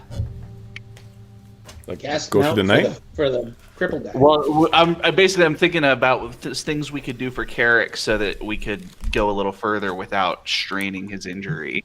Yep. And Like the casting closest I could speed? come up with is, well, maybe we could make a stretcher out of the tent poles and the tent. I'm not that bad. I just gotta, spider bite just makes me limp a bit. I just need some like crutches. Dorman could just cast the Phantom Steed for character ride. We don't really need to do anything. Yeah, that's a good idea. Give us 5 hours to where he can just sit up there and go. Because we can walk all day. Like, really, we're dwarves. Yeah. Come on. Yeah. Okay, so Dorman, You guys Basic- suggest a character. Oh, I'm fine. Like what is the slowest one among you right now? What's their movement? Is it 6? Yeah, it's Yes. 6 for the dwarves and the gnome.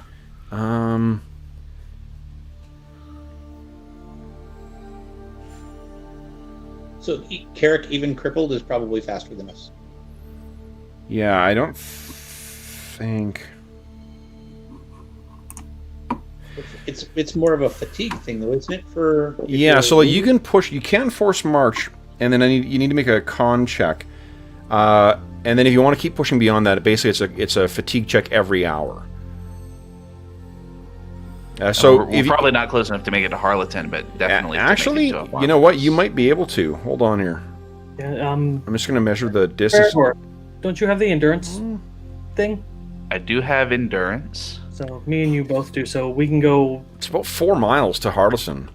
We could make that. Like if you guys, the thing is like to picture where you guys are right now. You got the whole day of hard travel behind you as well too.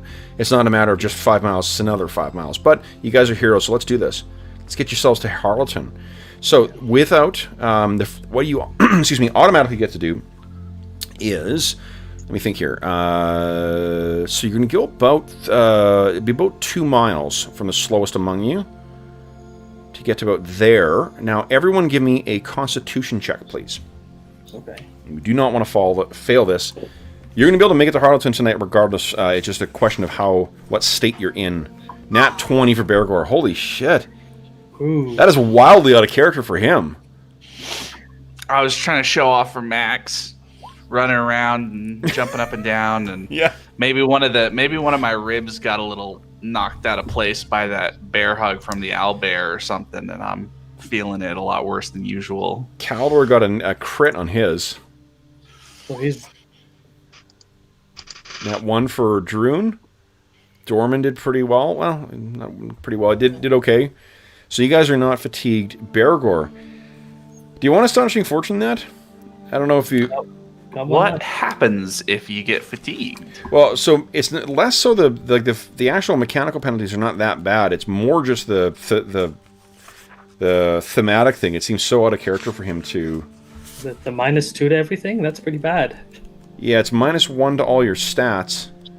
And then How quickly do you recover fatigue? you need 2 hours to rest to recover fatigue. And you need to make hold on, it actually might be even more often. It might be every 10 minutes you need to make your a fatigue check again. Let me check Hey, here. Dorman, we need another Phantom Steed for Bergour. I only prepared Well, one. guys, what I'm wondering is if we can push on to Harleton and I can get a good night's rest. So, no, it's not -1. All attribute scores of a fatigue character are reduced by 2. And But if he rests in Harleton, he can get. you also suffer -2 on all attack rolls, hit and damage, and saving throws. You continue to perform them, but you got to make a con check once per turn. Okay, so then I'm going to spend our last astonishing fort. Well, Carrick's looking bad too, though. Yeah. it's the only damn time I've rolled high this session is to fail the saving throw. I did roll a 17 for the injury chart twice. He's riding a horse. He should be fine.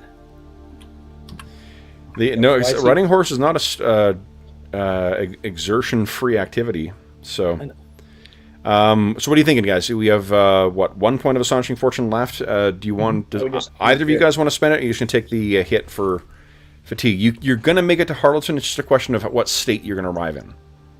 No, let's just push on. Actually, that's not true because if either Bergour or Carrick drop, you guys are gonna have to rest. Yep. What do you think, If guys? it's what I'm thinking is if it's every turn, that's 10 You're- minutes. you're gonna and it's need- another 2 hours. Yeah, so you're going to need... No, another 1 hour, 2 miles. That's Yep, fine. and So it- like 6 checks. yeah, and you take a -1 after each fatigue check. Yeah. Or we just So here's what you Why can don't do. we You just- can rest 2 hours, and then, get up, and then you lose a fatigue check, and then you guys could start going again, make another fatigue check after an hour. So if you just took 2 hours resting here in the dark, you could get up and carry on. Quick. Yeah, that seems like the thing to do then. Get in at like 4 in the morning, but we'll just, spend all day in Harleton tomorrow. Yeah. Yeah. So, Carrick and Bergour, you guys are just feeling a little tanked out. Oh, did someone roll for Max? Oh, Oh, I I'll will roll do it. for Max. Oh, Yeah. John, why don't you roll for Max? You've already got a sheet open, right? Yes, I do. Okay. Nice. Okay. Yep. All right. So then, Bergour and Carrick, you guys are resting. You got -2 to all your stats and -2 to attack rolls, damage rolls, saves. And that is when something interesting happens. Something's been following us. So,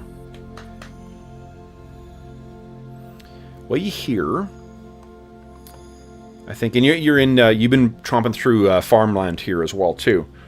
Do you guys start a fire for the 2 hours, or are you guys? yeah. Probably pretty warm It's, if it's like July, right? Yep. so. No rain, overcast. Still, it'll be nice and beautiful, hot out, and late in the season too. So probably the bugs aren't quite as bad. Yep. So you guys are sitting around, and let's see here. Why don't not Carrick and Bergour, Calidor, Dorman, and Druin? Why don't you guys give us wisdom checks, please? And let's see who rolls highest, but not over.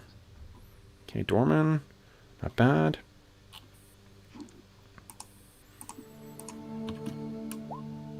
Eesh, 18 for not for Max. Only the ones I asked for, please.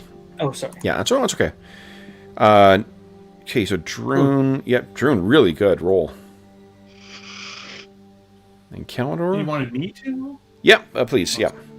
Because you guys are the ones who are keeping watch here. Wisdom? Yep. Yes. Nice. Okay.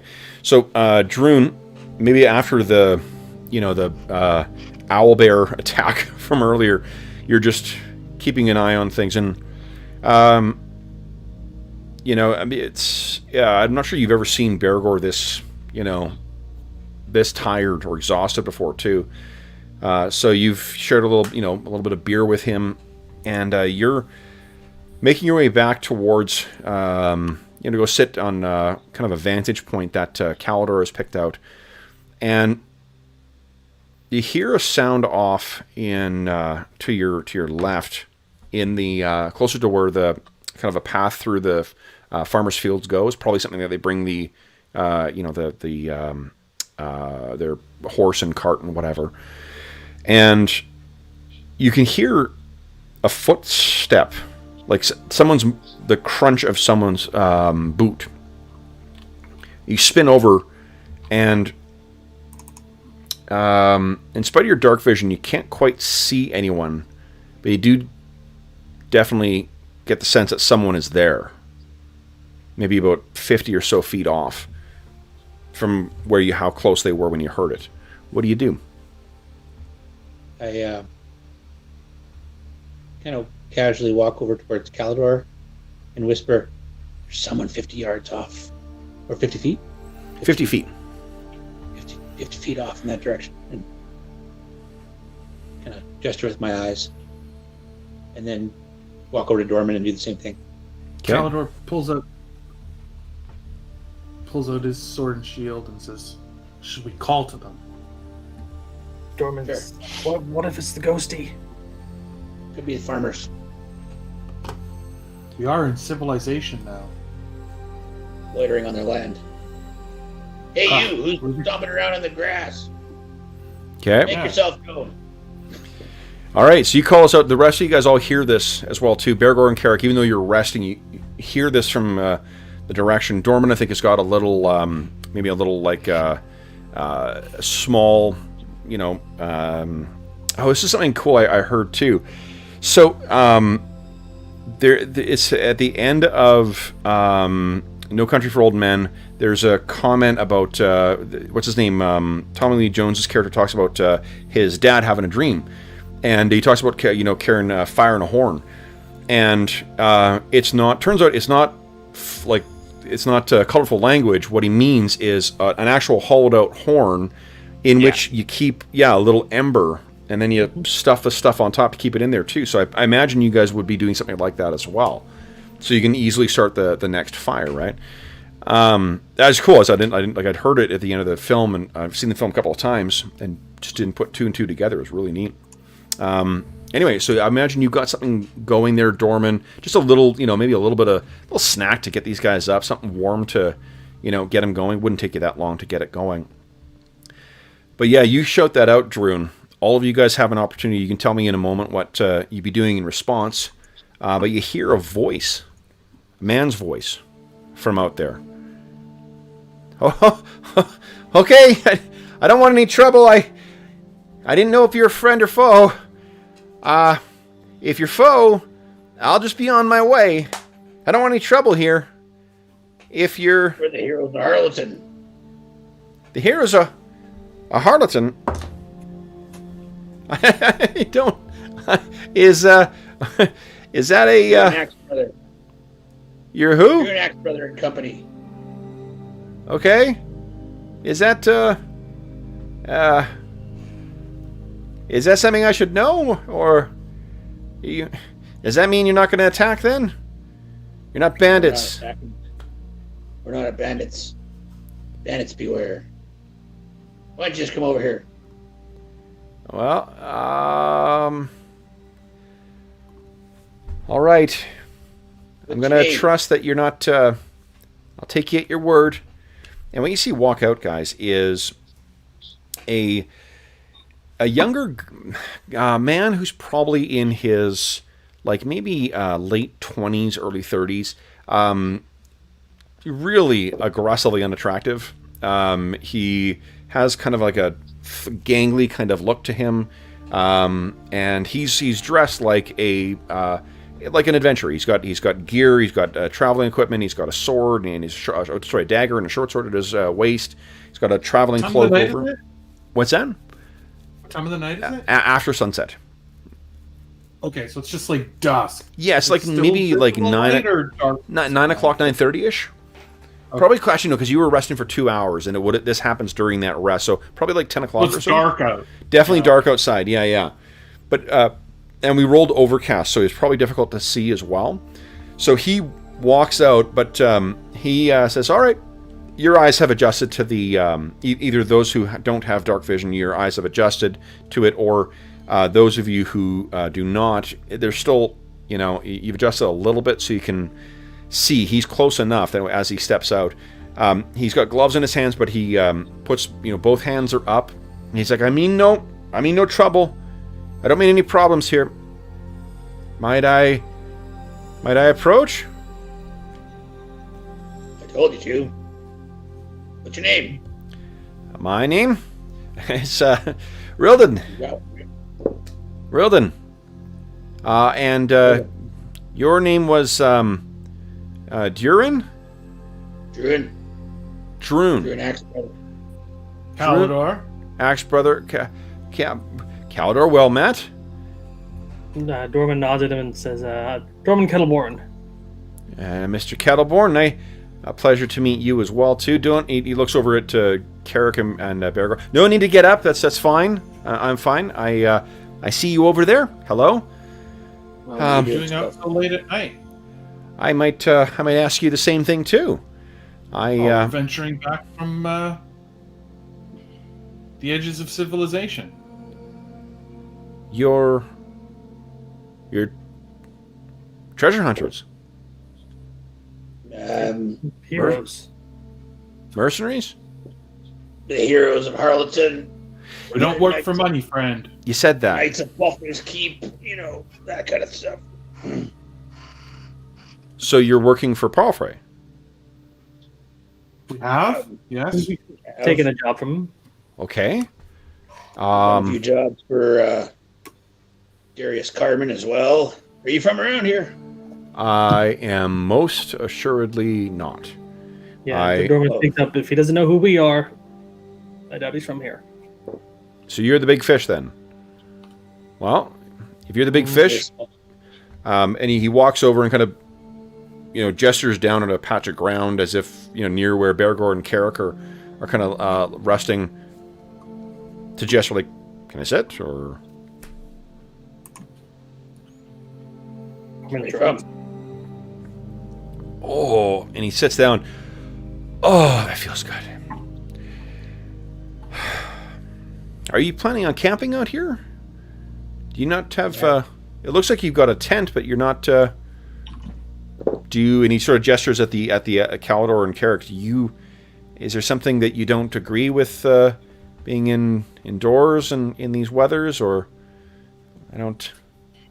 We're traveling. Long day. Just taking a bit of a rest before we make the rest of our way into town. You're going into Harleton. Yep. What the hell are you hoping to find in Harleton? Have you been there before? Warm bed, some ale. Man, the Druin's married a few people in Harleton. I set up a feast. Wait, do you all live there? Nope. Nope. Oh, okay. Do you know the people there? Yes. Oh, The heroes of Arlen. That's the third time I told you. Are you a little dense? are you... So you're the heroes of that town? That's... all right. What did you do to become the heroes of Harleton? It's a long Did you bring him a new cow? I brought a few cows and goats and chickens. And we got their dogs back Yes, from the hills. by killing a 10,000. So finding strays and bringing livestock, that's what amounts for heroism in... I mean, no offense, friends. We defeated a small horde of goblins in Heathertop and killed Malfeshnikor, a 10,000-year-old demon dog. Rescued a bunch of elven ghosts. The list goes on, my friend. We could tell you stories until you're green in the eyes and blue in the face, but True. Yeah. Far be it from me to tell you how to weave your legend, but if you want the name of the heroes of Harleton to go further than Harleton, you may want to lead with that story, and not that you found someone's puppy. totally fair. Here, There's a 325-foot dragon. friends, in the spirit of fellow travelers on the road, and he brings up a little flask, and he takes a shoot of it. Wow. Brought in from the Great Kingdom. Picked up in Greyhawk City. Here, he gestures it out to you guys. Druin takes a smell of it. Smell fishy? It does not. It doesn't smell good, but it doesn't smell fishy.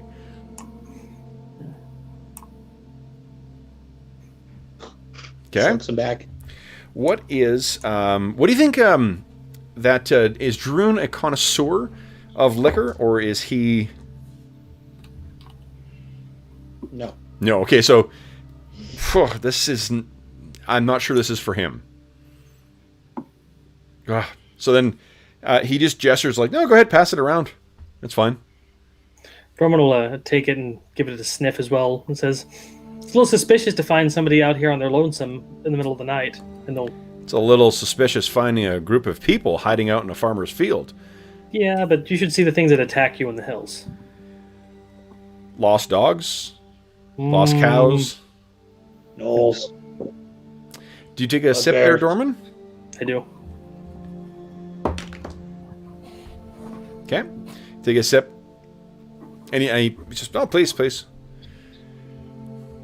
It's not the same as your elven thing. Now, does Dorman have a more sophisticated palate than what Druin does? Oh yeah, he likes to sample all kinds of food and drink. This is phenomenal stuff. This is it's probably got a really, really, really fine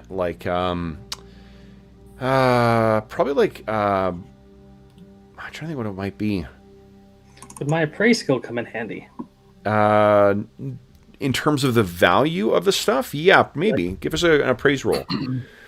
I imagine it's something kind of like a stiffer version of brandy, maybe like a wine-derived kind of thing. And in that one, it's expensive. Like whatever he's got, it's got to be expensive. It's coming from the Great Kingdom. That's pretty far to the east of the city of Greyhawk. So Joel he'll go, well, pretty expensive stuff. I'm so far away, and he'll hand it back. Sometimes you just, and like he does not look like the person who could afford this kind of stuff. Sometimes you need to. One needs his indulgences to get through this life, don't you find? Sir Alf, Caldor, I guess you're next in line here. Do you take a swig? Yeah, I guess I would. Okay. And is Caldor a connoisseur of liquor? Connoisseur is a bit of a... Okay. So it's he drinks like a fish, if that's what you're wondering. In comparison You can to... drink the fishy shit, too. Yeah. Yeah, right. In comparison to the finer elven wines, and I don't know whether Caldor partakes in those or not, this is really, it feels unsophisticated and crude, but nicer than what some other human drinks you've had. Bergour, I suppose you're next in line. Do you choose to partake? Bergour, as soon as he realized that this guy wasn't a threat, he rolled over and is basically half asleep again. And Carrick? You know what? Carrick stays awake and is pleasant and polite, but he's going to turn it down. He's had to swallow enough pride and embarrassed himself by having to get on a mount. And I don't want to add alcohol, and exhausted himself while on the mount while his companions were still walking. So I don't want to risk the possibility of further embarrassment on the way to Harleton. Okay. So then it I guess returns to him. Max, does Max take a swig? Probably. Max is trying to grow up real fast. Of course he's swigging. Yeah. Okay. He'll take a big swig, probably. Trying to toughen it up. Okay. He why don't you Big give us, swig and spit out about half of it. Yeah. Give us a save versus poison for Max. Let's see if he, and this is not because he's being poisoned. It's to see how well that liquor goes down. Okay, Max is there. He's coughing quite badly, and the man says, or Rolton says, that, oh yes, you carry on with that, son. It'll put hair on your chest. Dorman starts laughing. You have no idea. Little low-hanging fruit for you guys there. So he takes it back and swigs it again. So where is it you're heading then? If you're not staying in here for the evening, you're back to Harleton. Then to where? Are the heroes of Harleton going to be staying there or heading elsewhere? Probably. The only reason. Go ahead. Probably rest and head north. We have business to the east. Druin, you rolled quite well for this too. I think you see he's definitely eyeing up your the full sacks full of coins that you guys are carrying with you. Yeah. He says, "I'll bet. I can see. So, Elandin, Greyhawk's a long way off. Why the hell are you out in the middle of nowhere in Hicksville, Harleton?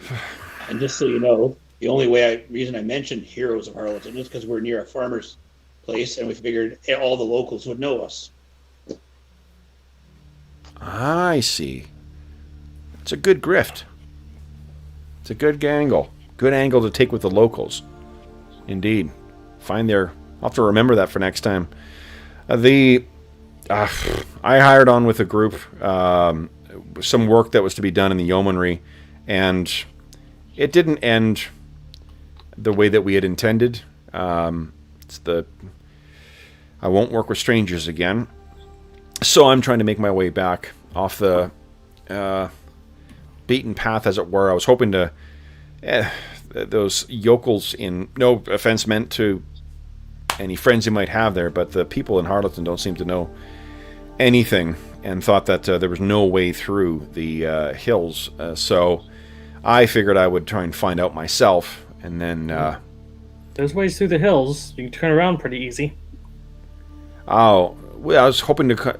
Is there a way? Do you know the ways down south? You heading south out of the Heronshire? I intend to. I want to make my way south.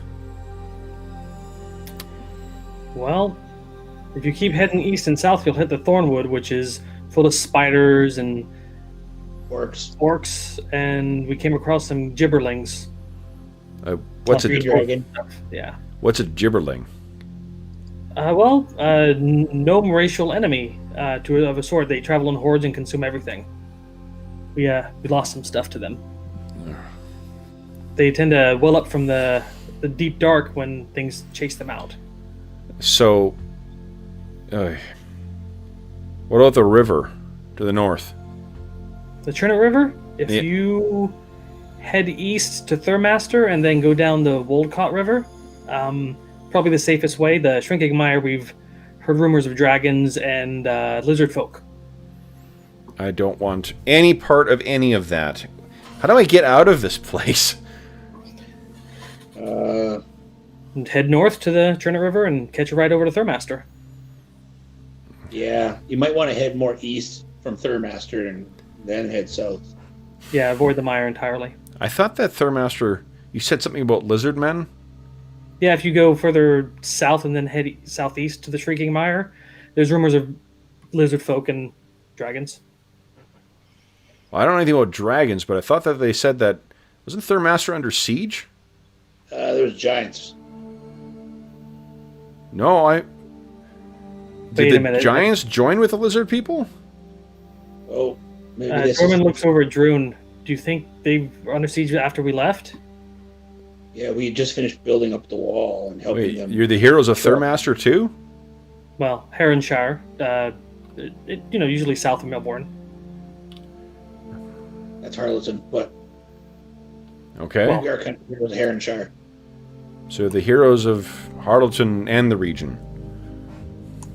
Spiring. We've done a lot of stuff for a lot of people in this area, and we have more things to do. But Good, good. Well, if I need to make my way back north again, I shouldn't waste any more of your time or... It was nice meeting you, heroes of Harleton. you know, you're going to get cut to ribbons walking around by yourself. You might as well, if you're going to go north up to Melbourne and then maybe across the Trinit to Thurmaster, maybe you should stick with us for part of the way, or at least to get to Melbourne where you can hire on safe passage. Are you traveling directly to Melbourne or are you going to Harleton?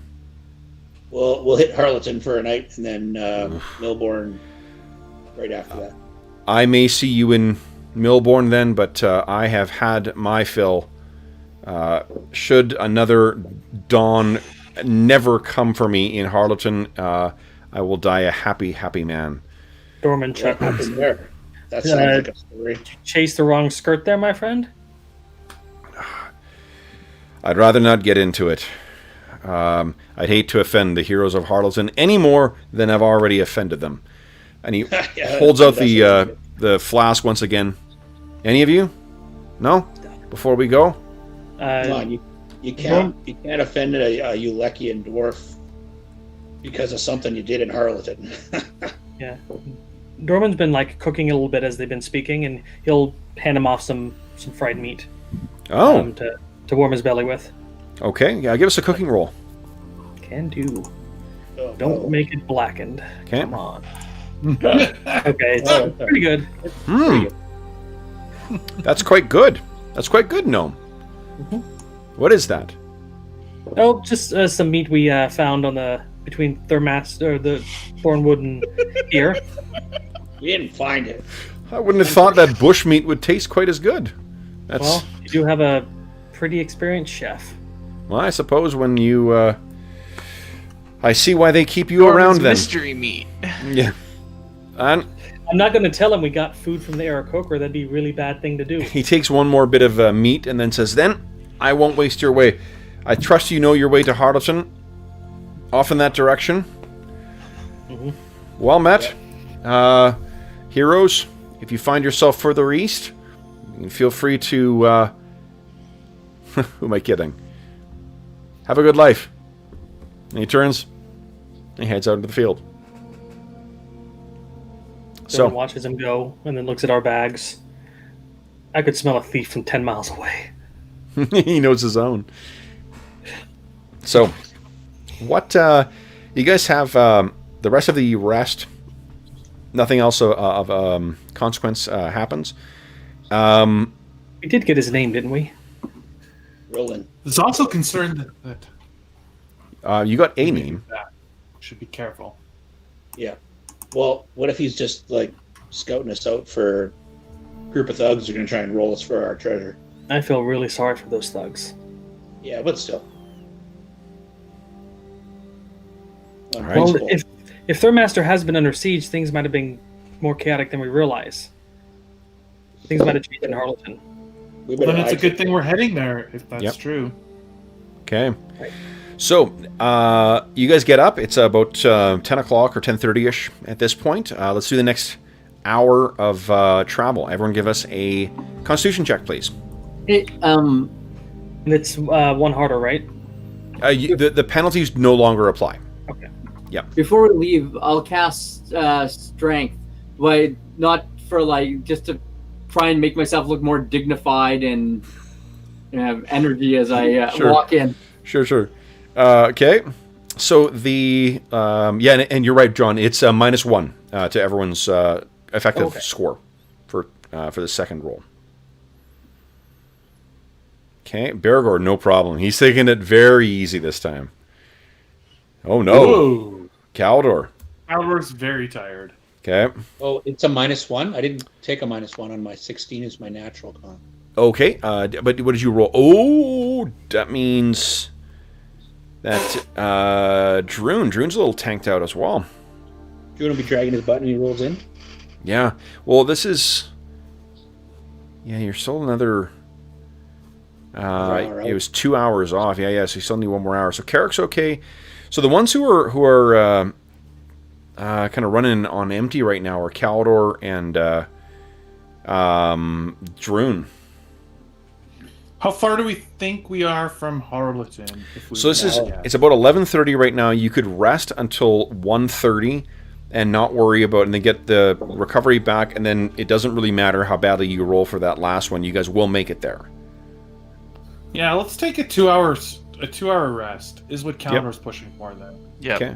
I mean, we're going to Well, the spend all day small tomorrow in fire- Arlington anyway, so. Yeah, exactly. A small player, rest Okay. for a minute, and recover. Sure. Recover. Bergour and Dorman's Carrick, you're both feeling much better.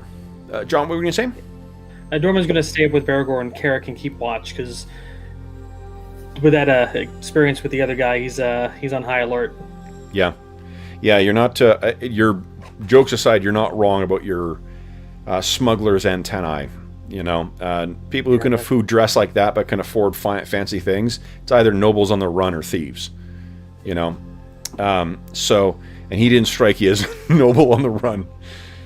Yeah. So then, those 2 hours though, in spite of Dorman's, careful watch or careful, what do you call it? What's the word I'm looking for? Careful attention. Where is it? Sorry, I'm trying to find my Greyhawk book because I could tell you whether it's a full moon or not. No. It's overcast, though, right? Oh yeah, it's overcast, so it doesn't really matter. Full moons, I guess.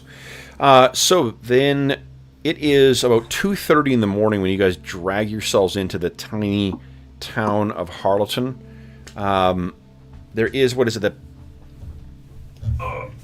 Oh, it's been so long. Pitcher and Pitchfork?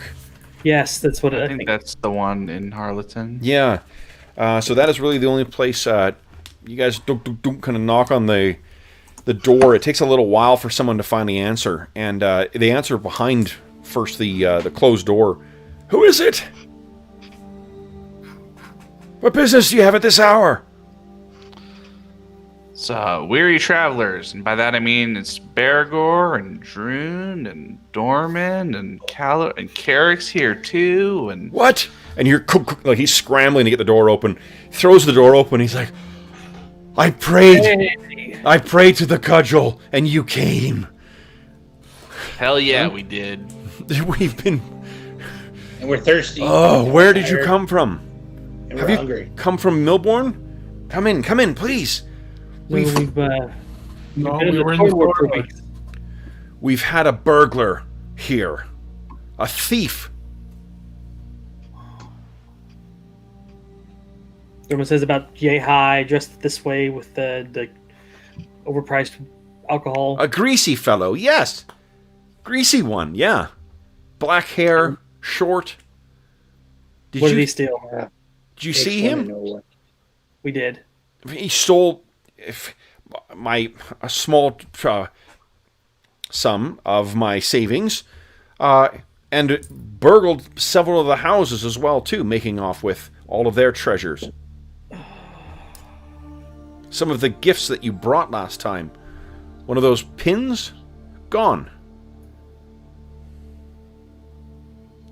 Well, if we see him again, we'll try and get it back. But until then, Dorman You saw fishes out him. gold. You saw him. Oh, Yes. where was he? He was heading east past the farms. You came in through the hills. And he looks down at the state of your, your kit and whatnot. It's like, of course I'm standing, jawing like a fool. Forgive me, I'm half asleep still. Come in. You must have food. You must have warmth. I'll get. And he yells at his wife to get the fire going so you guys can all warm up. It's still summertime, but it's it's a little cool. And you're right at the foot of the hills as well. So We'll get the fire going. You guys can rest. and I he's food gonna left over from the day. He's gonna fight it, but then he agrees that, like, of course. Thank you. And who among you do you think has the best relationship with this old guy?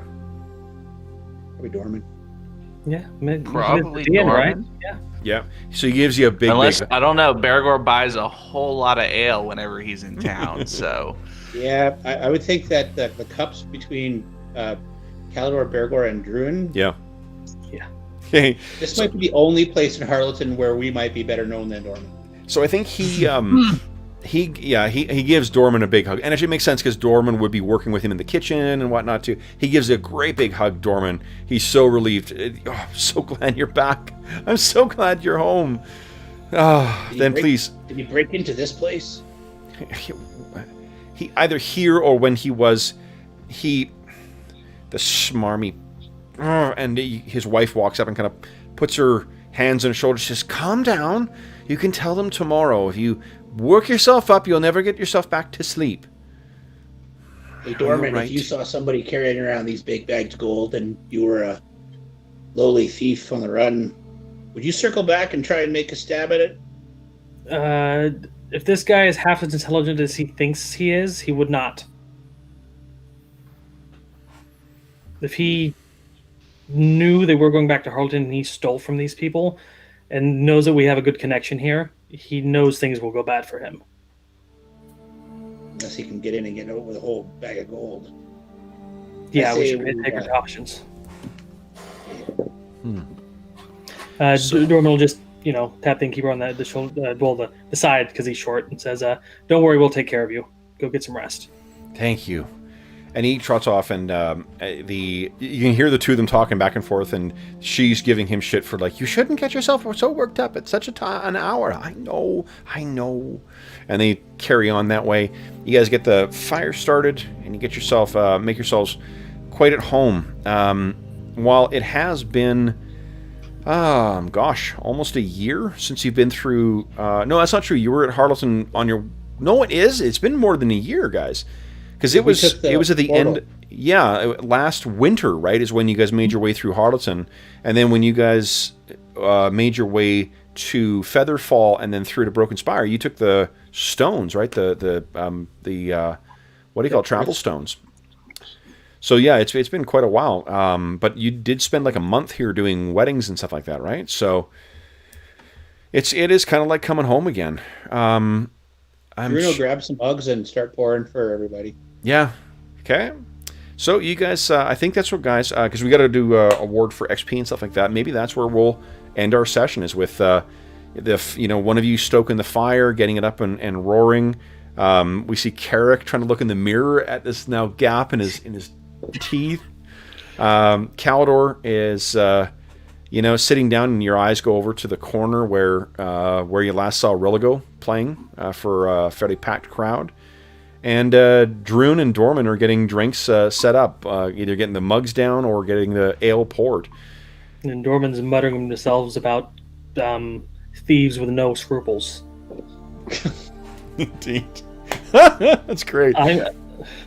Dorman's actually, Bergour is busy trying to teach Max an important life lesson, which is his taking undue care to try to scrape all the mud and the dirt and stuff off of his boots before he steps inside, because he doesn't want to, these are friends and we don't want to get their floors dirty. And Max, you got to remember, you got to treat your friends nice like that.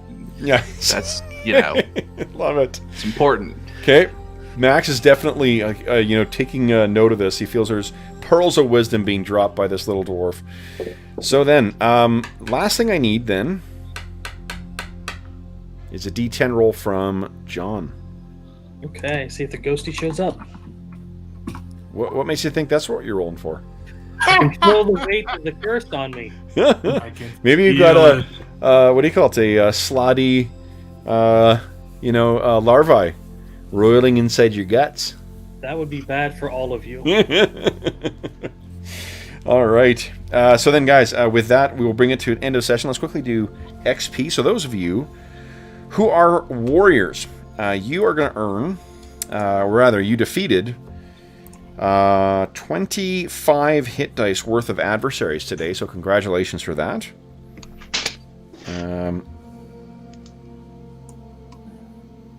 Let's see. And then I heard from George Drury. Hey, George. I don't know if George is in chat. Champions George. I heard from him a couple days ago. He says hi to everybody as well. Come play with us. Yeah. I know he's been busy as hell since, right at the start of the pandemic is when he hung his own shingle and opened his own law shop. So it's been busy. Plus, pandemic. So... let's see here. For those of you who are warriors, 25 hit dice worth of adversaries that you defeated. Let's see here. There's 1, 2, 3, 4, 5 of you tonight. Very good. How much Astonishing Fortunes left? Is there any? Just one. Just one, okay. All right, guys. So, for those, there's 5 of you plus Max, so divide by 6. Oh, guys, all right. So you guys are each walking away with an impressive 820 XP. That's 820. Now let me quickly adjust Maxie's sheet here for you. First time I was able to divide by 2 and get an even number. No, really? Yes. Okay, let's see here. Yes. All right. So minus 17,437. Alrighty. So that is 6, 6, 1. Max is making his way towards regular monster. 24.5. Max will ding before you will. Yep. Actually, no, Max doesn't get the XP bonus, the class-based bonus. Class-based. Yeah, we got it. We just got to keep killing him more hit dice. Yeah. John, summon the owlbears.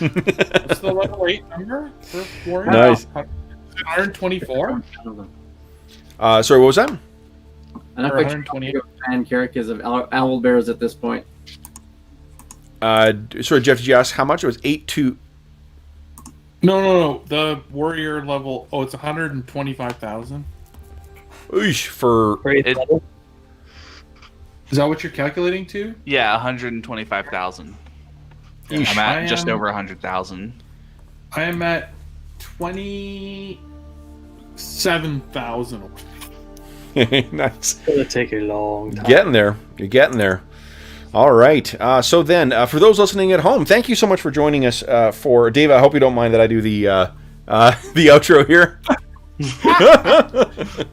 did a stellar job of the mid-session check-in. That was awesome. For those listening at home, thank you so much for joining us for session 86 of our ongoing Night Below campaign. As is always the case, if you have any comments, questions, or concerns regarding the session, the campaign, the game we're playing, please do not hesitate to leave a comment in the comment section of the video, and I will endeavor to reply in a timely fashion. Alternatively, you can reach me by Twitter at Dungeon Musings or by email. My email address is dungeonmusings@gmail.com. In addition, you can find a link in the description of the video to the Dungeon Musings Discord server, where we have channels dedicated to this campaign, every other campaign we run on the channel, as well as a bunch of channels dedicated to other cool stuff like online conventions, like selecting virtual tabletops, setting up streaming, finding a group if you want to look to find people to play with. So tons of great channels, tons of great conversations, tons of great people. So you are more than welcome to join us there. In addition, if you don't want to miss any future sessions of this, be sure to click on the subscribe button and the bell icon to be notified when we go live. You can also find the schedule for the Dungeon Musings channel on the community tab of the Dungeon Musings channel. I post there every Sunday night. I also post on the Dungeon Musings Discord server and on Twitter. So you got a couple ways of keeping track of the session. And if you enjoyed the session, please leave a like, because that does help us with the alga, whatever the fuck. And helps us to be able to say thank you to our players with things like, boom, the players' handbooks.